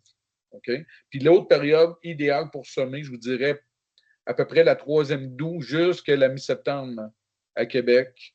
On peut peut-être étirer un peu, mais là, on peut avoir des enjeux de perte. Là. OK? On veut Ouais. que la semence ait amplement de temps de s'établir avant l'hiver. Donc, je vous dirais printemps très tôt, idéalement, puis après ça, ben, ça va à fin août, mi-septembre. Parfait, merci. Je peux continuer? Oui. Il y a quand même quelques questions sur le niveau d'azote, le pH. Comment fait-on pour connaître le niveau d'azote? Comment déterminer la quantité de chaux à éteindre? Puis si le pH est trop acide, quels sont les conseils pour l'ajuster? Mhm. Mais là, connaître la teneur en azote, j'avoue, moi, je suis jamais allée jusque-là dans des analyses de sol de pelouse à la maison, là. Marc, tu sais, je pense pas que, règle générale, on fait vraiment ça, là. Tu sais, c'est pour ça qu'on insiste plus sur d'autres pratiques pour tout simplement améliorer la santé globale de votre sol. L'azote va venir, va devenir disponible en conséquence quand vous avez quand même un bon sol, là, avec des amendements réguliers au printemps et tout ça. Pour le pH, au niveau de la recommandation en chaud, il y a des standards qui viennent avec ça. Souvent, on va pouvoir vous guider. Là, moi, je ne peux pas vous le dire ce soir, flingue de même la recommandation standard. Marc, Ouais, en fait, on peut aller en centre jardin et les gens sont en mesure de répondre à une question, à savoir, est-ce que j'ai besoin de chaud, oui ou non? OK, les gens sont équipés avec des équipements rudimentaires. On peut vous dire, oui, il y a besoin de chaud, mais la quantité, si on va être agronomiquement, là, selon les règles de l'art, il faut envoyer ça au laboratoire. OK? Pour déterminer la quantité de chaud. Parce que pour un même pH, si vous avez un sol argileux ou un sol sableux, la correction est différente. OK? C'est certain que vous pouvez vous fier, vous pouvez consulter les étiquettes, par exemple, sur des sacs de chaux dolomitique. Mais si ça fait longtemps que vous n'avez pas mis de chaud, mettons, si vous mettez 8 kg au 100 mètres carrés, ça représente à peu près 16-17 livres au 1000 pieds. C'est une mesure générale. Mais ceci n'est pas une recommandation, mais si ça fait longtemps que vous n'avez pas mis de chaud, ben ça pourrait être, si vous avez besoin de chaud aussi, hein, c'est important. On ne met pas de la chaux si on n'a pas besoin. Mais donc, c'est une correction qu'on peut faire. Quand on travaille au niveau avec l'azote, si vous travaillez avec des produits, mais des amendements, des composts, ces choses-là, ce n'est pas quelque chose qu'on va calculer. Parce que quand on utilise justement des composts, on ne nourrit pas la plante. On nourrit le sol qui, après ça, lui, le sol va nourrir les plantes. C'est une approche complètement différente. Maintenant, si on veut utiliser des engrais de synthèse, ben, ça dépend du résultat qu'on veut. OK, mais sachez que ça peut aller. Je m'excuse pour les unités, mais on parle encore en 1000 pieds, en livres d'azote aux 1000 pieds. On peut parler de 2 à 4 pour un terrain résidentiel, 4 étant, mettons, mettons une pelouse de prestige. Là. OK? Ça va pousser puis ça va être dense. Mais on joue là-dedans, puis on est capable de calculer en fonction de la formulation. Une formulation d'engrais, ben, c'est 3 chiffres. Le premier, c'est l'azote, puis c'est un pourcentage. Donc, vous comprenez qu'on est capable de calculer ça tout assez aisément. Là. Ah, comment ça? Désolée, on a un petit problème. Oui. Non, on pensait avoir un petit problème d'enregistrement, on s'excuse. Donc, on va continuer avec une question de Marthe Beaumont. Brunel, team et trèfle, on les sème à quelle proportion versus les graines de pelouse? en quelle proportion? OK. Ben ça, c'est ça, c'est vraiment selon ce que vous souhaitez. C'est sûr que si vous voulez une pelouse qui a plutôt l'air d'une pelouse de graminée, la brunelle, il existe de la semence, vous pouvez en acheter. Mais la brunelle, naturellement, peut venir s'implanter d'elle-même dans vos pelouses, puis vous la laissez s'étendre. Elle va s'étendre naturellement au fil des années. Mais au niveau des proportions de ces fleurs sauvages-là, c'est vraiment vous qui voyez ce que vous voulez avoir dans votre pelouse, là. Mais tu sais, je vous recommande pas de semer sur un terrain, sur un sol nu, exclusivement de la brunelle et de la chilée, là. Tu sais, quand je vous parle de biodiversité et de pelouse diversifiée, c'est très important que vous ayez plusieurs espèces. C'est sûr que quand on parle d'une pelouse durable, mais qui a l'air d'une pelouse, on va plus se tourner vers majoritairement des proportions de fétuques, d'ivraie et de pâturins, parce qu'on va quand même mettre du pâturin, qui vont être quand même plus importants en proportion que les autres espèces. Merci. Puis, est-ce qu'il y a des règles particulières à suivre pour une pelouse constituée majoritairement de trèfle concernant la tonte? Une pelouse qui serait constituée principalement de trèfle. Majoritairement de trèfle. Est-ce qu'il y a des règles à suivre Majoritairement. concernant la OK. tonte? Je sais pas ce que tu en penses, toi, Marc. Moi, c'est pas quelque chose que d'instinct je recommanderais, que ça soit presque exclusivement du trèfle. Parce que le trèfle mélangé aux graminées et tout ça va apporter beaucoup de bénéfices. Mais une pelouse qui serait presque considérée trèfle, le trèfle, le piétinement, quand on a beaucoup de trèfle, il n'est pas très résistant à le piétinement. Le gel l'hiver aussi, oui, mais il peut quand même être endommagé par le gel aussi. Le trèfle va bénéficier d'être quand même là, mélangé avec des graminées là, et non pas exclusivement du trèfle. Puis le trèfle aussi, ben, s'il pousse un peu puis qu'on le tond beaucoup, parfois il peut mal réagir dépendamment de la variété de trèfle que vous avez. Là, c'est pas toutes les variétés qui réagissent bien à la tonte. Alors, je crois qu'une des choses qu'il faut que vous reteniez ce soir, c'est que c'est important de diversifier. Fait que le trèfle, c'est très bon, mais c'est comme n'importe quoi. Faut pas qu'il y en ait trop non plus, parce qu'il y a quand même ses défauts lui aussi, là. Ouais, je rajouterais, il faut faire du Ouais, compagnonnage. Il faut faire du ouais, compagnonnage. c'est Faire ça. une pelouse de trèfle, c'est parce qu'on reproche parfois aux pelouses d'être monoculture, puis on veut remplacer une monoculture par une autre. Donc, le bénéfice du trèfle, entre autres, c'est qu'il va fixer l'azote gazeux dans l'atmosphère, directement dans le sol, mais ça prend une plante pour en profiter. Donc, moi, je vois plus le compagnonnage. Puis, une chose que je déplore, c'est qu'on parle de trèfle blanc, mais on ne parle jamais de variété. On va parler de micro-trèfle. Il y en a une variété qu'on connaît bien, là. Mais sinon, vous allez vous procurer parfois du trèfle, mais on ne vous dit pas c'est quelle variété. Puis il y a quand même beaucoup de choses, beaucoup de variantes à savoir. C'est un trèfle qui va être très envahissant. Il y a des trèfles plus envahissants que d'autres. Donc, ça, il faut essayer d'avoir la réponse à cette question-là. Mais la hauteur de, comme Myriam dit, le trèfle a ses défauts. C'est une plante qui déteste se faire piétiner. Donc, si vous avez des enfants, le jeu, euh, c'est pas une plante qui relève, qui est résiliente à ça. Puis, c'est pas nécessairement une plante qui aime l'ombrage. Ceux qui ont l'idée de mettre ça sous les arbres matures, c'est pas la solution du siècle. Mhm. Parfait. Merci. Question pissenlit maintenant. Donc, on a une dame qui nous demande, si on a un gazon majoritairement rempli de pissenlit, quelle est la meilleure façon pour avoir de nouveau un beau gazon? Le terrain est compact. Est-ce qu'on serait mieux de tout enlever puis de recommencer avec de la nouvelle terre puis de semer? Ou s'il y a un moyen de traiter? Donc, dans ce cas-ci, il y a une partie du terrain qui est en pente. Mais c'est le cas de plusieurs personnes, là. Quand on a beaucoup, beaucoup de pissenlit, qu'est-ce qu'on fait? Ouais. Ben, ça peut être un travail de plus longue haleine, là. Tout enlever, tout recommencer, tout enlever, mettons, à la pelle, là, mécanique, là. Je pense, tu sais, moi, j'aime moins ça quand on retire du sol. Je sais pas qu'est-ce que la dame voulait dire par rapport à ça, là. Euh, mais c'est sûr que si vraiment vous avez que du pissenlit puis que c'est dense puis qu'il y en a partout, là, je sais pas, Marc, toi, vers où tu te tournerais, mais moi, ma solution de Myriam Renaud paresseuse, là, tu sais, moi, encore une fois, moi, c'est ma solution préférée à bien des choses, là. Je mettrais une bâche pour le tuer.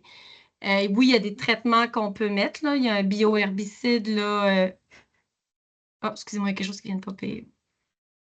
Qui peut en enlever une partie, là, mais tu sais, vous pouvez aussi vous donner du temps, en arracher manuellement le plus que vous pouvez, puis sur les espaces que vous avez dégagés, ben là, vous commencez à travailler votre sol et à ressemer pour occuper l'espace, puis améliorer votre sol. C'est quand même un bon défi là, quand on part d'un sol dans cet état-là. Là. C'est à OK. voir, je sais pas, Marc, si tu peux en dire plus, là. Ben, présentement, il demeure un herbicide bio, comme tu mentionnes, OK, qu'on Ouais, peut. j'osais pas trop le Fiesta, là. Il est Ouais, Fiesta, mais c'est un herbicide qui doit être appliqué plusieurs fois parce qu'il marche pas il marche différemment de ce qu'on a connu dans le passé, mais il est considéré comme biopesticide. Mais moi, ce que je m'interrogerais, c'est de faire un diagnostic. C'est c'est pourquoi ça. c'est envahi? Ouais. Qu'est-ce qui a fait que c'est envahi? C'est-tu les pratiques culturelles ou c'est vraiment un sol qui n'est pas facile? Fait que donc, c'est difficile de donner une recette, là. Mais moi, je serais plus dans le diagnostic. Voir OK. si, mettons, on fait un contrôle, puis après ça, on adopte des bonnes pratiques C'est ça. pour supporter ça, là. Ben, comme OK. la dame a dit, si c'est très compacté, ben, comme Marc et moi, on vous disait, des. OK. Une autre question en lien avec les pissenlits. Après avoir laissé les pissenlits pour les abeilles en mai, faut-il arracher toutes les racines avant la période de graines? Ben, ça dépend de la quantité que vous avez puis de votre de tolérance, là.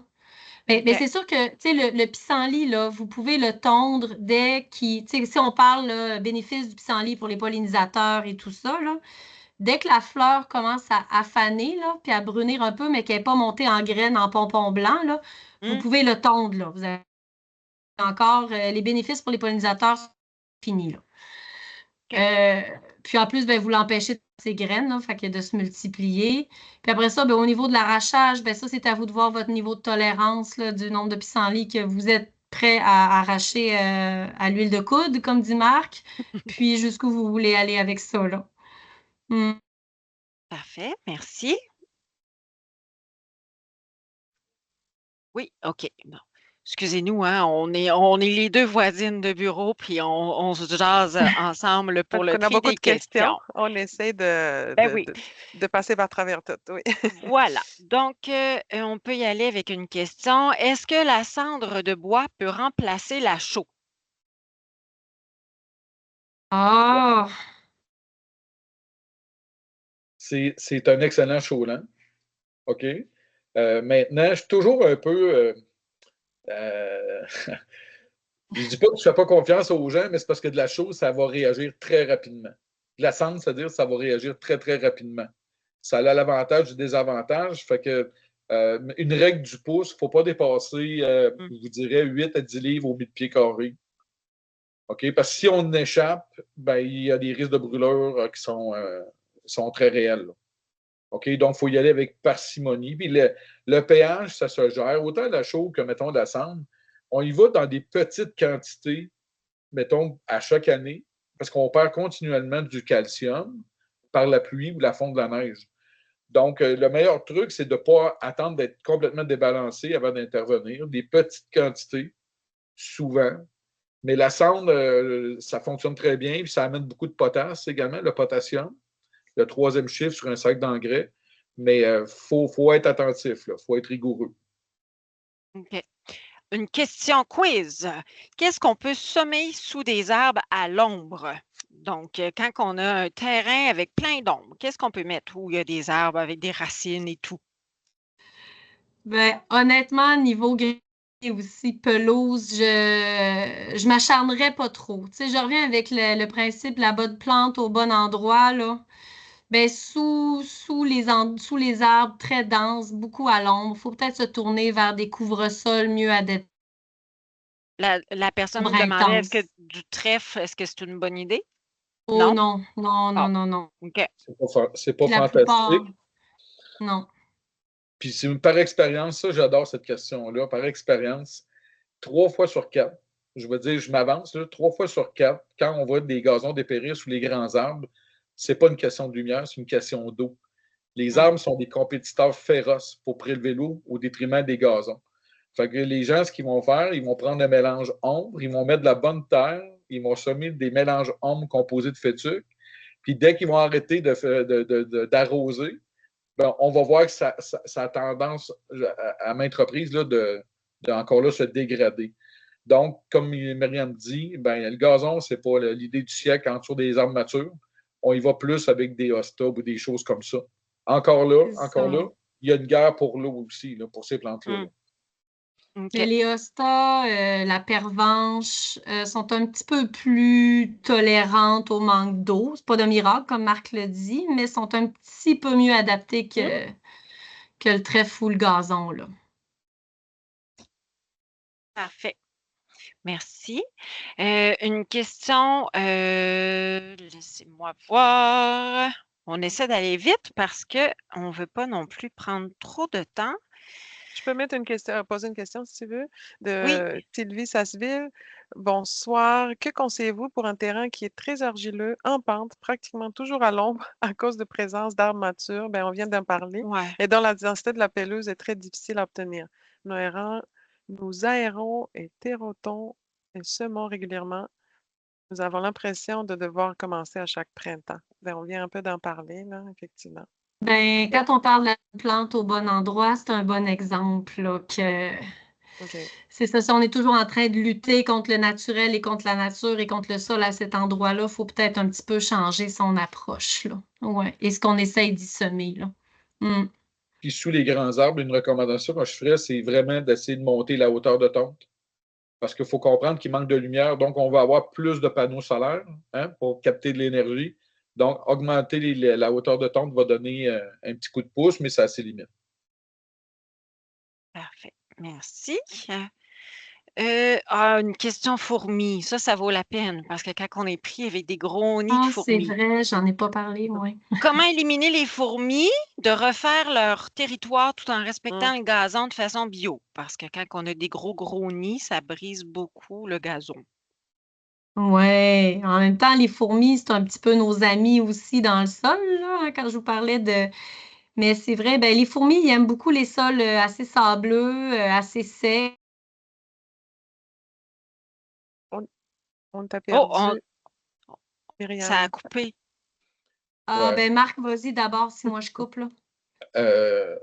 En fait, il y a un truc, c'est homologué, là, c'est du borax. OK? Mais il faut savoir que si vous appliquez du borax sur le nid, ben, si vous avez de la pelouse va mourir. OK? Parce que c'est une toxicité on va faire une toxicité de bord, mais l'idée est d'espérer que les ouvrières amènent le borax à la reine. Donc, le truc, c'est d'essayer de toucher à la reine. Si vous touchez seulement aux ouvrières, c'est temporaire. Là. Mais effectivement, tout ce qui va encore là, les pratiques, comme Myriam mentionnait, la hauteur de tonte va faire en sorte que le sol va être plus humide, le feutre va rester humide plus longtemps, puis des fois, ça les décourage, puis ils vont se déplacer. Mais encore une fois, il n'y a pas de solution miracle. Là.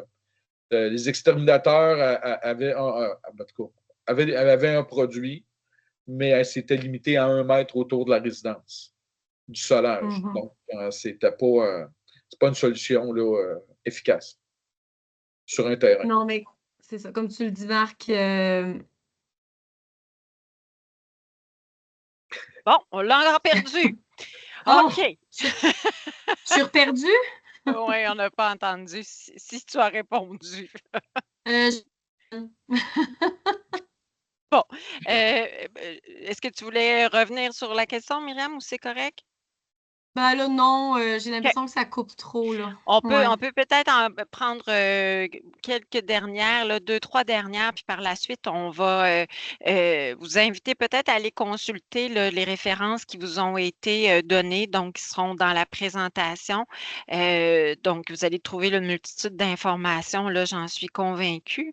Une chose intéressante, quelqu'un qui demeure dans Saint-Sauveur, qui dit qu'il y a un petit peu de gazon où est son condo, mais qu'il y a des enjeux au niveau d'un sol très compact, puis que les animaux laissent leurs petits pipis, etc. sur le terrain, qu'il y a beaucoup de sel. Donc, ils se demandent, est-ce que je devrais miser davantage sur du trèfle ou du thym serpolet pour un traitement post-arrachage de mauvaises herbes, surtout dans les endroits fréquentés par les animaux? Ouais. Des bonnes questions, hein? Oui. Il faut savoir que les pipis, ben, c'est une brûlure. Hein? Donc, j'imagine que ça va faire la même chose sur. C'est pas exclusif là, aux graminées. Là. S'il y en a beaucoup. Mais si c'est pas grand, le thym, moi, je suis pas un grand fan, je vous le dis. Là, je partage ça avec vous. Là. Je suis pas un grand fan. C'est compliqué. C'est des petites semences. Faire un semis, souvent, on va se faire compétitionner par les mauvaises herbes.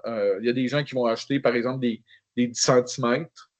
OK? Puis après ça, ils espèrent que ça va coloniser, mais ça ne pousse pas vite. Fait que moi, je ne suis pas une option de thym. Trèfle, encore une fois, s'il y a de l'ombre, si c'est très compact, ça a ses limites aussi, là, le trèfle. Là. Fait que moi, j'irais vraiment aérer parce que ça va être bon pour toutes les plantes qui vont tenter d'établir, décompacter. C'est ça que j'allais dire. Encore une fois, travaillez votre sol. Je reviens à tout le début de la présentation, comme Marc dit, aérer, essayez de favoriser le développement de votre système racinaire, de diversifier, ajouter de la matière organique. Aider votre sol, ça va vous donner une chance là, à moyen terme pour ce que vous allez essayer de faire pousser dedans après. Là. Ouais. Parfait.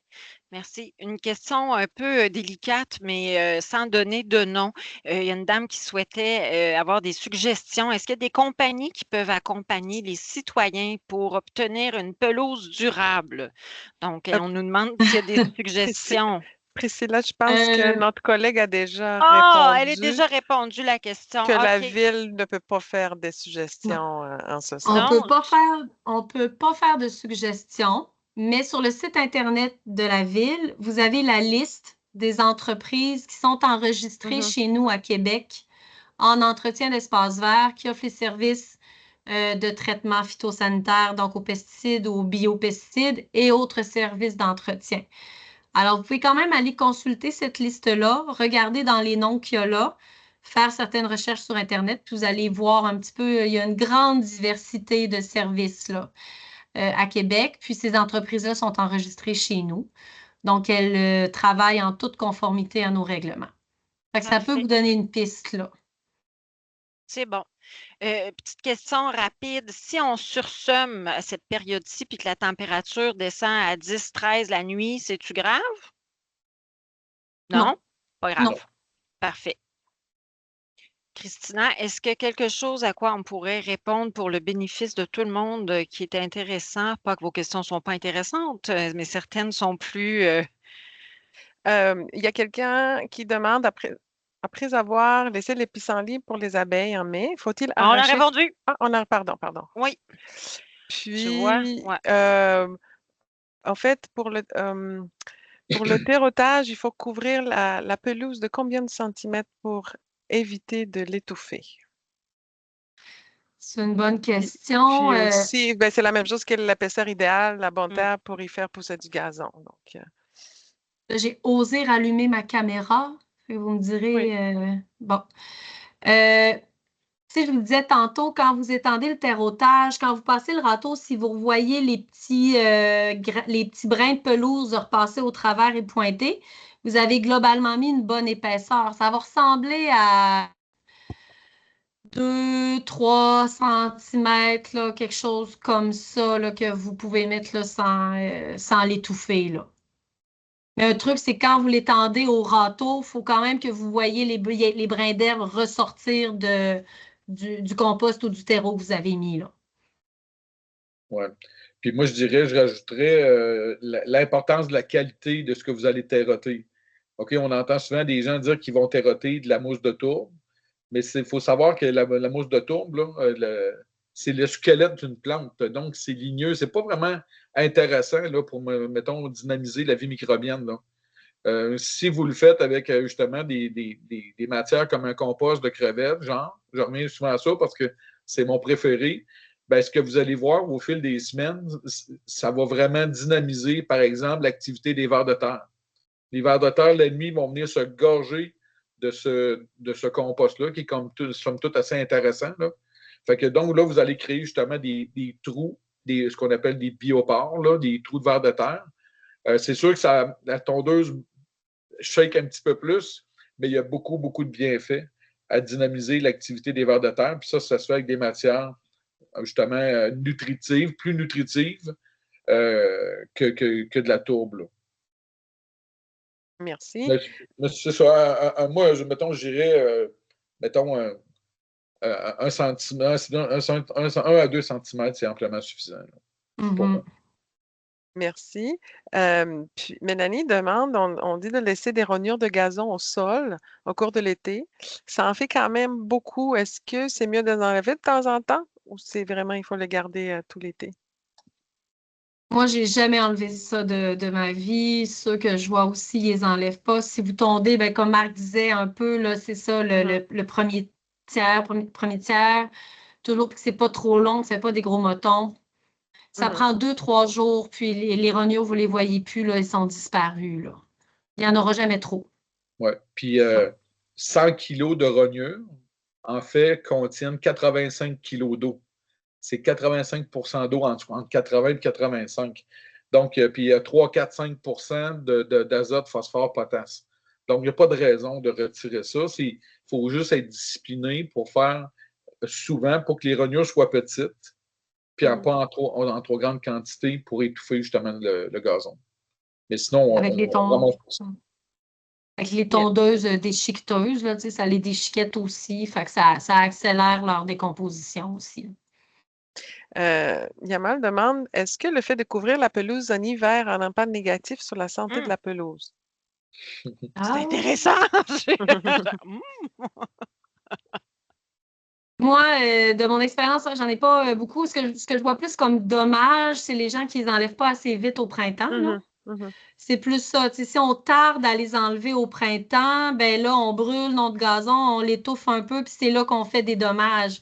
Fait que c'est pas tant la toile qui a fait des dommages que nous qui l'enlevons pas au bon moment. Fait que quand vous la mettez, il faut que vous soyez discipliné à l'enlever rapidement au printemps dès que vous le pouvez. C'est le fun, ça vous gagne du temps, ça vous évite à devoir nécessairement passer le gros balai à rouleau là, pour ramasser les pierres, le sable et tout ça.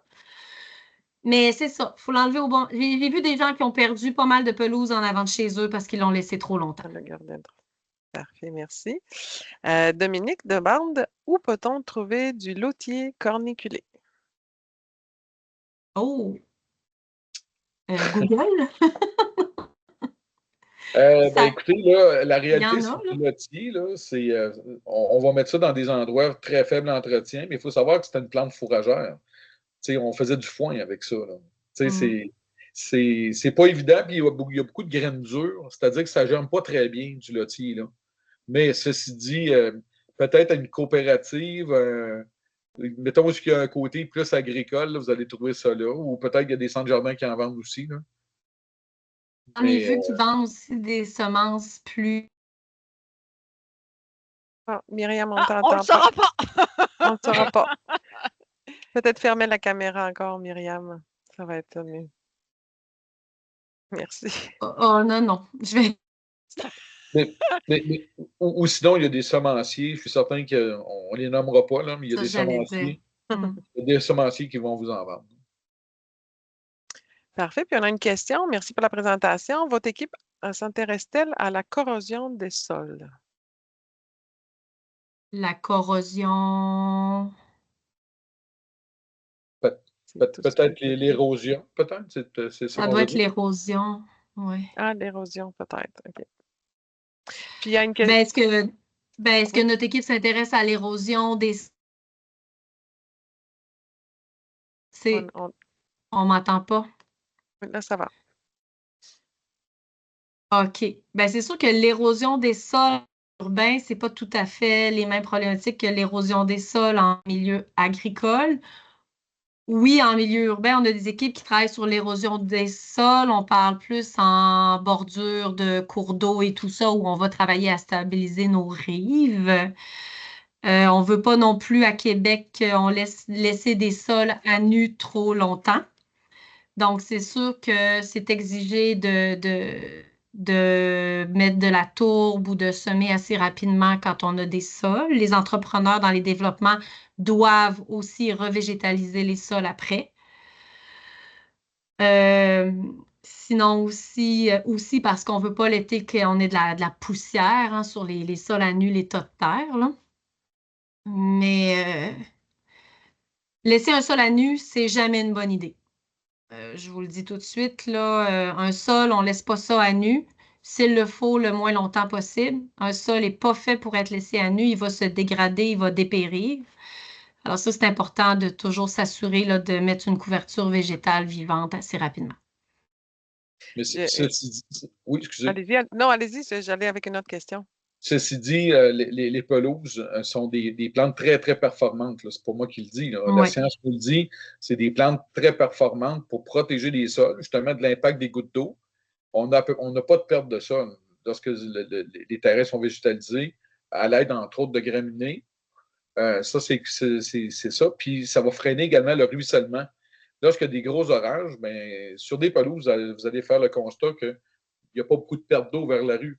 OK, la pelouse va agir avec son feutre, son chaume, comme une éponge pour protéger les sols. Mais comme Myriam l'a mentionné, par contre, sur le bord des plans d'eau, mettons une rivière là, où il y a du courant, les gazons, c'est vraiment pas leur force parce qu'il va se faire de l'érosion par en dessous. OK?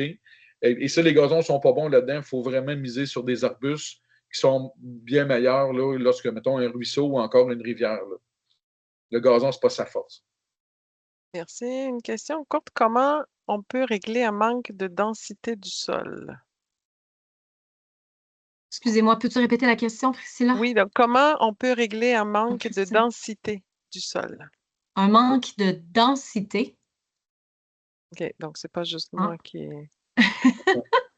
Je me suis dit, c'est peut-être Un quelque sol qui chose. serait trop léger ou... Ben, moi, je le vois à l'inverse de quand on dit qu'un sol est trop compact, si on a le ouais, problème inverse qui n'est pas assez ouais. compact. Crime. Moi, Marc, ça m'est jamais arrivé. Mhm. Ben, moi, la façon que j'avais compris la question, c'est une perte de densité. Le gazon, il n'est pas dense. Ah, on Donc, parlerait plus du gazon et non pas Mais du c'est du sol. sol que c'est écrit. En OK. tout cas, si vous nous entendez, Madame Simard, vous pouvez nous réécrire pour nous demander des précisions. Puis, Jean-François qui demande, est-ce qu'il y a des règlements sur la longueur maximale de pelouse? Oui, à Québec, la longueur... Je vois Marc qui rit. Je sais ce que je t'entends penser. Oui, c'est dans le règlement sur les nuisances, parce que oui, à Québec, on a un règlement sur les nuisances. C'est 30 centimètres. Jusqu'à l'an dernier, c'était 20 centimètres. On demandait au-delà de 20 centimètres, on exigeait aux citoyens de 30 tondre. centimètres, mais c'est Ah, immense, c'est une ben oui, règle. non, non, mais je vais expliquer, Priscilla, la logique en arrière de ça. C'est que les citoyens, ça, c'est une pratique, je n'ai pas parlé ce soir parce que ce soir, on parlait plus de pelouse durable. Là. Mais quand tu laisses aller ta pelouse pousser à 30 centimètres, que tu arrêtes de la tondre sur une base très régulière, il y a beaucoup de fleurs indigènes qui vont venir tranquillement s'installer. Les fameuses marguerites, les épervières, la chili millefeuille que je vous parlais tantôt. Alors, à Québec, une des choses qui a été souhaitée dans les dernières années, c'est de permettre l'arrivée de ce qu'on appelle les pré-fleuries. Donc, quand on tombe beaucoup moins notre gazon puis qu'on le laisse pousser, vous allez voir qu'il peut avoir tranquillement une grande diversité de plantes qui peuvent venir s'installer au fil des années. Donc, mais on demande 30 centimètres. Là. À partir de 30 centimètres, normalement, si on n'entretient pas, c'est demandé là, d'être tondu. Sauf si les gens, justement, leur objectif, c'est d'aménager des pré-fleuris, des choses comme ça. Mais ça, c'est complètement une autre approche. Là. C'est complètement autre chose. Là. On n'est plus dans la pelouse. Là. On tombe plus, on fait de la fauche. Mais, Exact. La mais fauche diversifiée. c'est ça. Ouais. Mais cette question-là, ça a fait l'objet de nombreuses discussions parce que moi, l'agronome qui est en moi dirait hauteur de tonte maximale, mais moi, ça serait une hauteur de tonte minimale. Oui. Si vous saviez le potentiel de cette plante-là, mais on l'inhibe parce qu'on la rase. La différence entre 2 pouces et 3 pouces, je demande juste aux gens de l'essayer. Vous allez voir la différence, puis ça va se faire en quelques semaines. Vous allez voir la différence. Mm. Merci. Quelqu'un qui demande, j'ai un sac de graines de pelouse qui date de quelques années. Il est ouvert. Est-ce qu'il y a une date de prération? OK, on a une réponse. On passe Ben, quasiment, oui. Surtout si on ne le sait pas trop dans quelles conditions il a été conservé, là, dans le fond du cabanon. Oui, là, les semences ont des taux de germination. Là. Plus les semences sont vieilles, plus le taux de germination baisse. Règle générale. Faites-vous un test à l'intérieur. Oui. C'est tout simple. Ah, Un ben peu, oui. un peu de terreau, vous mettez des semences, vous recouvrez, mince couche, vous gardez ça humide. Vous allez avoir votre réponse dans à peu près une semaine du jour. Oui. Merci. Une autre question. Est-ce qu'il y a un désavantage, outre que c'est laid, à avoir trop de pissenlits dans la pelouse? J'imagine qu'après qu'elles soient jaunes, parce qu'elles sont quand même jolies quand elles sont jaunes. Donc, est-ce que ça nuit à la santé du sol si on n'enlève pas les pissenlits? Bon, nuire à la Non, non. santé, non, non, non, non. Quelqu'un qui Mhm. aime les pissenlits puis qui les entretient et les cultive, OK. non, non. Puis il y avait une autre question sur le sursemage qu'on a oublié. Est-ce que c'est grave? Ce n'est pas grave si la température descend dans les 10, On l'a fait. 13. Ah oui, pardon. Désolée, j'étais dans les. Ben, il en reste une, je pense. Là. C'est OK. celle, ça fait un peu du pouce sur ce qu'on a dit tout à l'heure de ne pas tarder trop à enlever les couvertures d'hiver. Mais là, il y a quelqu'un qui demande, est-ce que ça veut dire qu'il faut casser la neige sur les bâches Oh, non, début non, non. avril pour pas Non. l'endommager ou bien si on peut attendre Non, mi-avril, non. puis OK. Attendez que ça soit dégelé, parce que si vous cassez la neige, le sol en dessous, il est encore gelé, là. Fait que le Mhm. gazon, il est pas en train de pâtir encore de la situation, là. Non, non. Attendez que ça soit dégelé, il n'y a pas de problème. On Parfait. prend pas d'eau potable pour faire fondre la glace, là. Surtout pas. Non, non, On faites a, pas ça. on a déjà vu ça. Ouais. Parfait, merci. Christina, est-ce que tu vois autre chose ou si on a fait le tour? Non, ben il y a plutôt un commentaire de Myriam Lignac-Rudon. Un enjeu au centre-ville est que certains aménagements paysagers de la ville ne sont pas recouverts de paillis et le vent en emporte beaucoup. On voit la terre s'accumuler par d'endroits avant le ménage de printemps. Les plantes comme les hémérocaèdes Ouais. sur charret, sections sans sauveur sont aussi exposées au niveau des racines et la terre s'envole. Donc, c'est plus une OK, je vais suggestion. peut-être plutôt faire passer le message à notre autre division qui s'occupe de l'entretien des terrains-villes. Parfait. Merci. Si je pourrais me permettre un commentaire, parce que c'est quelque chose qu'on voit beaucoup, la fameuse dernière tonte de la saison. Hein? Je vois des choses, c'est déplorable, là, point de vue agronomique. Les gens vont abaisser la tonte, la dernière tonte, ce qui est tout à fait souhaitable. Là. On voit ça, c'est pour les mulots. Hein? Généralement, les gens vont faire ça, mais on ne fait pas ça là, le 10 septembre. Là. Hein? On a encore des très, très belles journées là, jusqu'à mi-octobre. Donc, c'est mieux de tondre longtemps, puis ultimement, quand ça va arrêter de pousser par les nuits froides, là, on peut rabaisser, mais on ne fait pas ça très tôt. Là. Gardez-vous un bon mois encore, là, jusqu'à mi-octobre. Là. J'ai une question qui est revenue. On a parlé un peu de poulailler urbain puis de fumier de poule, mais il y a une question qui revient. Est-ce que le fumier de poulailler urbain qui ne serait pas mûr peut être mis sur la pelouse sans la brûler? Moi, je ne sais pas c'est quoi, c'est mûr, mais... Ouais, ben, pas mûr, ça serait probablement, il nettoie son poulailler, il y a un mélange de paille ou de riz pressé qu'il a utilisé, mélangé au fientes là, du poule qui est directement dedans. Mais c'est sûr que frais comme ça, là, la teneur en azote peut être assez élevée, là. On peut quand même risquer de brûler un peu notre pelouse ou de la maganer, là. Je conseille, ben, c'est à évaluer à quel point il est frais, là. Mais flingue de même sur le gazon comme ça, c'est pas OK. quelque chose que je recommanderais, là. Merci. Puis une autre question, est-ce que la présence d'épervières est problématique dans une pelouse? Ben, ça dépend comment vous voyez ça. L'épervière, c'est Ah, très on t'a... joli d'ailleurs. Oui. Oh, On m'a perdu on n'a pas encore? su. Oui. Souvent, c'est une plante qui aime les sols acides, un peu plus acides. Hein. On va la retrouver dans nos pâtures, dans nos prés naturels, là. Alors, c'est une. Si justement vous avez un sol qui est plus acide, mais que vous aimez ce type de végétation-là, c'est une très bonne chose qu'elle soit là parce qu'elle va occuper votre sol, elle va occuper l'espace. Puis elle est parfaitement adaptée à votre terrain si elle se retrouve là. Et si vous ne la voulez pas, ben, c'est sûr qu'en travaillant tranquillement votre pH, en faisant les trucs qu'on vous a donnés depuis le début, de chauler un peu, d'améliorer votre sol, ben, tranquillement, l'épervière va se tasser pour laisser la place aux espèces que vous voulez qu'ils soient là. Puis également, il faut savoir que c'est une plante, on dit qu'elle est allélopathique, c'est-à-dire qu'elle Oui, elle produit une substance dans son environnement, puis elle va faire disparaître tout ce qui est autour. Elle va se créer son habitat, donc elle va devenir envahissante. Mais ceci dit, c'est vrai que c'est une belle fleur, mais c'est la plante indicatrice, je vous dirais, la plus facile. À savoir, si vous avez de l'épervière orangée ou sa petite sœur, là, la jaune, la là, jaune. ben, c'est des signes de pH très bas. Si on va parler de Oui, pH probablement autour de 5,4, soit 10 fois plus acide que l'idéal. Y règle du pouce. Là. c'est ça. Mais tu sais, c'est ça. Mm. Là, C'est ça. je t'ai dit tantôt, on en prend 2, 3 dernières et il s'en rajoute toujours. Mais nous ne dépasserons pas 21 heures.